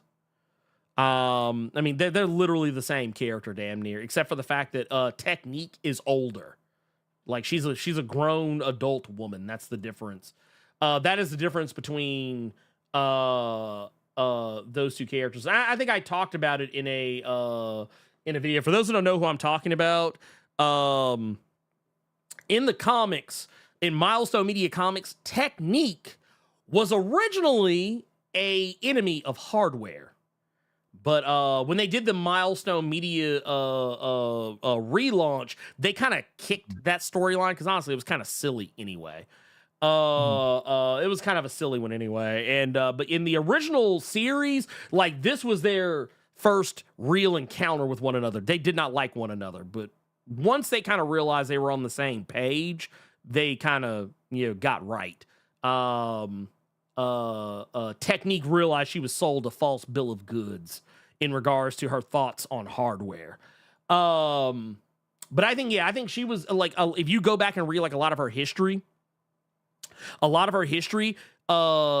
she has like a lot of, especially some of the original story developments they were wanting to do with her as a character. It's all stuff that Bendis did with Riri. Also, Static.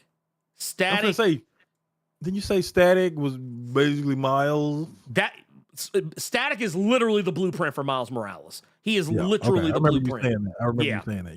Yeah. So that's who I think. I don't know, Carter. Do you have any that come to mind for you?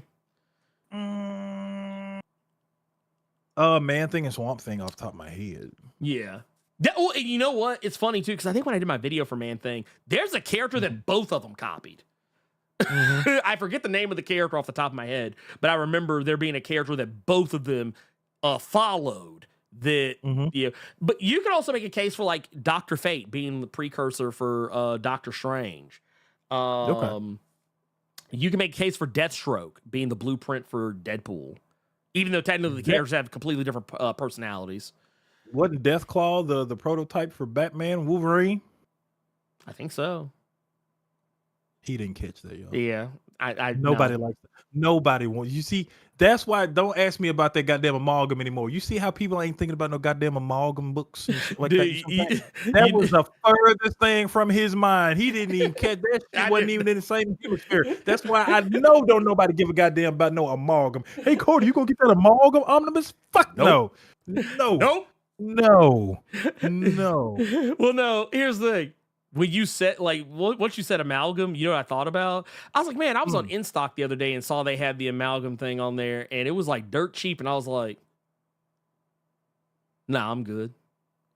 Bro, you want that Lobo the Duck that bad? Look, I had Philadelphia, both volumes of Nita Hawes' Nightmare blog, and the first volume of Kelly Thompson's Captain Marvel in my cart, and I literally just looked at that shit, looked at that amalgam, and just said, yeah, go ahead and purchase. We don't need that.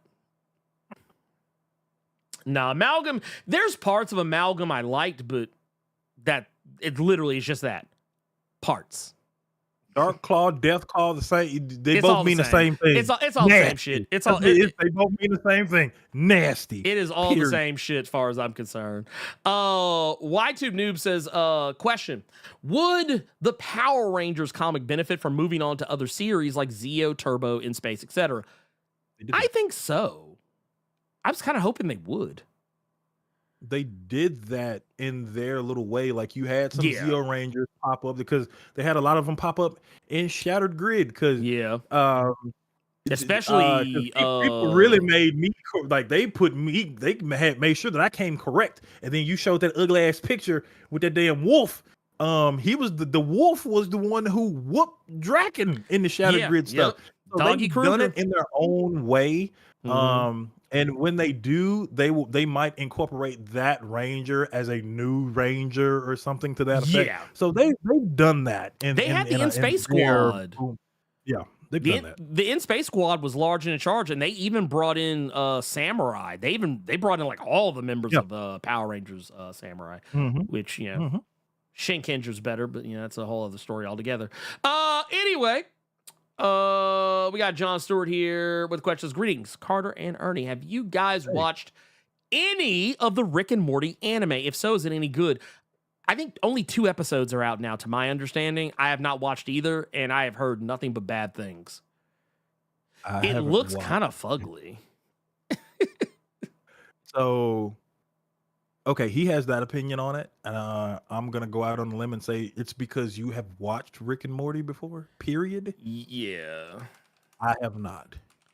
Okay, that's fair. That's fair. That's fair. Not one episode. So I'm sorry, John. I can't help you there, big dog. I have you know what it reminds me of? To watch one. What's that? You know what it reminds me of? This shit looks like One Piece. It looks like One Piece, and I think that's why I have difficult. Because I'm gonna be honest with y'all, that's actually one of my barriers for entry with One Piece. I don't think it looks good. Like the animation is good, but the design aesthetic of it, I think, is not appealing at all by any stretch of the. And that's even looking. That's with me even ignoring the fact that it's super long. Yeah, I see everybody said it looked like one piece of shit. But yeah, I've heard nothing but bad things. I've heard nothing but bad things about it. And I'm good. Like, you know what I would rather watch? I would just rather watch One Piece. I would rather watch One Piece. And this is only 2 episodes in. So there you go. We've got... Ooh. Question. What is your favorite... This is from Spirit Lee. Says, what is your favorite non-animated Disney film from the 90s? Ooh, that is a tough one. Non-animated Disney in the 90s. Hold on, I need some help. I need some help. D2 The Mighty Ducks. Oh wow, you just came straight out the gate with that, huh? You just came straight up out the gate with that. Goddamn. You thought about this. I will stand on it. Every black man in the world wanted to hit somebody with a knuckle puck. One time. You know what? Every black man saying, fuck Jordan. My mama won't even let me get them shoes because they're too expensive. But I'm finna go make Coach Bombay proud. Okay? Damn. Okay. That man said we out here about to do it. You know what? Honestly, I'm kind of having a little bit of difficulty with this one, but I will say this. Kind of going back and looking at the movies that were out back then. I don't know why. I'm not saying that this is a good thing or a bad thing, but the movie I remember fondly, or I remember the most fondly, I think was Blank Check. That's the one movie I remember more than any other. And I remember, and I'll be 100% honest. I remember the premise more than I remember how much I enjoyed the movie. Because that was one where the kid was given a check, but he forgot to put the amount on it, and kid just went buck ass wild. I think yes, Homeward Bound. I think, you know what? When you put it like that, yeah, Homeward Bound was a thing. That was a thing. Was that the golden retriever that had the Steph Curry skills? I think so. No. That's an Air Bud. You're thinking about Air Bud. My bad. Okay, I'm gonna shut up. I just made myself look so bad. I'm sorry. No. You good. Man, if you would have said just period live action like kids movie of the 90s that wasn't animated, I would have had an answer off rip. Or if you would even said like non-Disney animated, I'd have had an answer off rip. But dude, oh my God, do you remember Warriors of Virtue? No, not a Disney movie, by the way. Man, no, you know what? I'm gonna take the L for this one. Yeah. If I got to know about it, y'all got to know about it too. I don't care. That boy said Indian in the Cupboard. I forgot about that one. Oh man, why you bring up Indian in the Cupboard? Oh my God, I forgot about that movie. Indian in the Cupboard, dude. You just okay. First off, you need to make sure you take your medication. You need to make sure you have taken your medication for the day. Because I'm gonna tell you right now, you as old as I am. A lot of these movies that they're naming in the chat, I just remember watching because that was the first movie that would come on Saturdays after cartoons went off. It'd be one of these movies on UPN. It was going to be Air Bud, Indian in the Cupboard, Cool Runnings or some shit. That's when you knew it was time to go outside and hope to God your friends was out there. Look, let me tell you something. I'm gonna play something, Carter, and I want you to hear it. I want you to go in this as cold as humanly possible. So I'm just gonna tell you. We about to go in. We're about to go in. Are you ready, Carter? Yeah. Oh wait, hold up. Wait. Unmute the tab. There you go. Oh wait, and then here also unmute that. Or wait, I thought I unmuted the tab. Hold on. Wait a minute. Oh wait. How am I? Oh my God. Unmute tab. Please work. Thank you. Initiate. One day, one ordinary kid will be transported to an extraordinary world beyond the boundaries of imagination.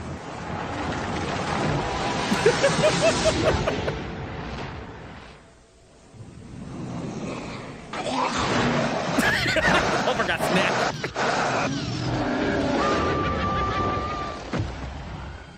Cool. In this new world, welcome to the other side. You are muted, Carter, just FYI. Ruled by fear. I'm not. Houston, we have a problem. He is the last hope to bring together 5 legendary warriors. How's it going? He is often a bit cranky. They really want that Ninja Turtles money. Use the forces of nature as their weapons. Wood, fire, earth, metal, and Water. now the battle against the ultimate evil. The answer lies with you. Is about to begin. Come out and play!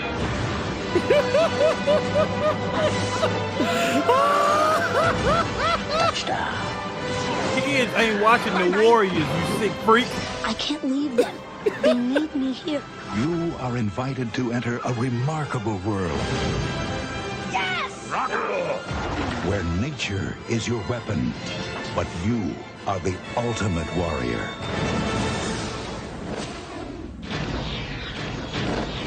Warriors of virtue.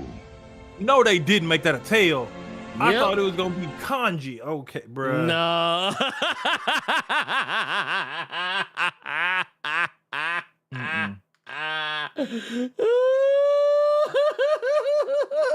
I think I just broke Carter. I think I just broke Carter. Blerd.radio said, I was shaving in the bathroom, heard the beginning of this trailer, and knew what it was by ear. Yeah, your fucking dreads tingled, didn't it, you old ass man? That's what that was. Sick. You know Sick. what? You know what's so funny about it? I actually went to go see this in the theater. My mom took me to go see this. And Oh, no. it was hilarious. It was so bad. It was so bad. Because, like, so what they did, also, I don't know if y'all caught it, but they were doing Firecracker Kung Fu before Doctor Strange. They were doing the Firecracker Kung Fu before Doctor Strange did. That was kind of wild. But what they would do is some of the fight scenes, they wouldn't actually just show them straight up. A lot of the times they would do this thing where they would, like, you know how much you get annoyed by, like, when you watch, like, Batman Begins or The Dark Knight and he's fighting and they're doing all these quick cuts, you can't even see what the fuck's going on. They did something very similar, but before that was ever even popular. And what they would do is they would do all these things where they would they would put everything in slow motion, but they would, or actually it was weird. So everything was blurry, and they would speed up everything, but also slow it down at the same time. So, like, it looked like they were moving so fast that you couldn't really see them clearly. But it was a weird effect. It was fucking dumb. And you kind of saw a little bit of it in the trailer. But, like, yeah, it made me nauseous to watch. Like, actual physically nauseous, because it was like, I was like, what's going on? I don't understand. But yeah, that said, oh wait, don't. There we go. Let's see here. I'll throw you one better. I'll throw you one better. John Battle, which, by the way, thank you for the 39 months in the Blur Club Gold Mine. I have not forgotten about Never Ending Story. As a matter of fact, I have not. I remember it so well. I remember they even made a part 3, which no one should go watch.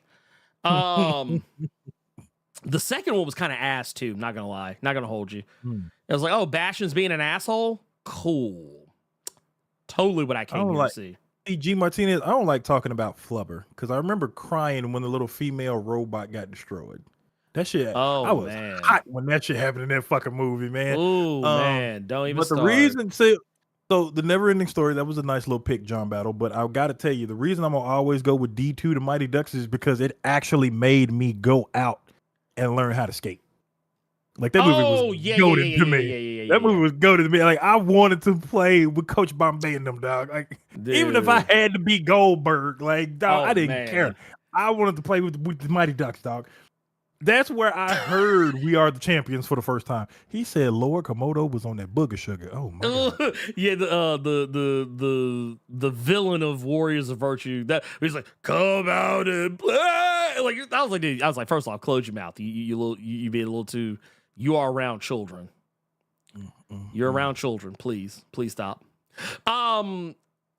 Also, Tubes one, yeah, the effect is usually from low shutter speed. That's what it is. Yeah, what they were doing with that shit, I fucking hated it. It is so terrible. They really, but they wanted that Ninja Turtles money. That's what they wanted. They wanted the Ninja Turtles money, and they did not get it. They did not get it, and they will not get it. You know what? I honestly don't remember who played. Here, let's see. I also love the fact his name was Lord Komodo. Like, bruh. Y'all really couldn't think of anything better than that. Y'all had to call this man after a lizard. Here, let's see who played him. Lord, yeah, here it is. Lord Komodo. Who was that? Did they say in here who played him? He was portrayed by Angus McFadden, who was also in Did you ever see Equilibrium? The one with Taye Diggs and Batman, Christian Bale. Did you ever peep that one? I'm trying to. It was the one with the gun fu. It was one with the gun fu. Yes. Because I remember when Christian Bale and Taye Diggs finally got to fighting. I think that motherfucker did like 2 moves on Taye Diggs and got him the fuck up out of here. Yeah. I remember now. He sent that ball. He folded that motherfucker up and sent him. Yeah, packing. I remember now. I remember that. It took me a minute, but yeah, I remember that now. But if you want to see some shit, you want to see some wild shit. This is the guy who played Lord Komodo. No, Equilibrium was like early aughts, I think. But this is the same guy. This is Angus McFadden. But yeah, that I look, man, he was just trying to get some work. I ain't mad at him. I ain't mad at him, brother.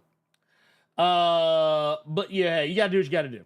But he was also in Equilibrium, in case anyone did not know. That said,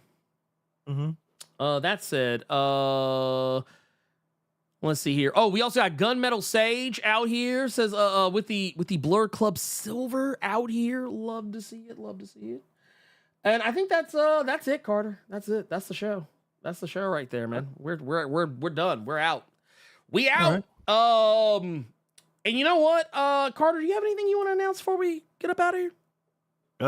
Nothing. I'm about to practice some more Street Fighter. My fight pad came in, so I got to learn how to play it on this. This is the one I was telling you about, the 6-button pad. Look at that. Oh shit, yeah, that looks cool. I like. Yeah, and it has the little where you can. It's got the thing on the stick where you can get your moves and shit. Yeah. So I've been practicing on this. Yeah. So that's the only thing on the current schedule for me right now. I love it. I love to see it. Oh, you know what? Oh my God. Why you got to bring up this old dark magic tubes? Is also 90s Disney Up and Away and Poof Point. Good Lord. Oh my God. Oh my God. Look, you just conjured the dark magic. Well, we don't talk about Surf Ninjas. Or 3 Ninjas. We don't talk about either one of those. Rewatch Gang in the building. Oh God. I don't know. I might look into some of these. Maybe we'll take a trip down memory lane.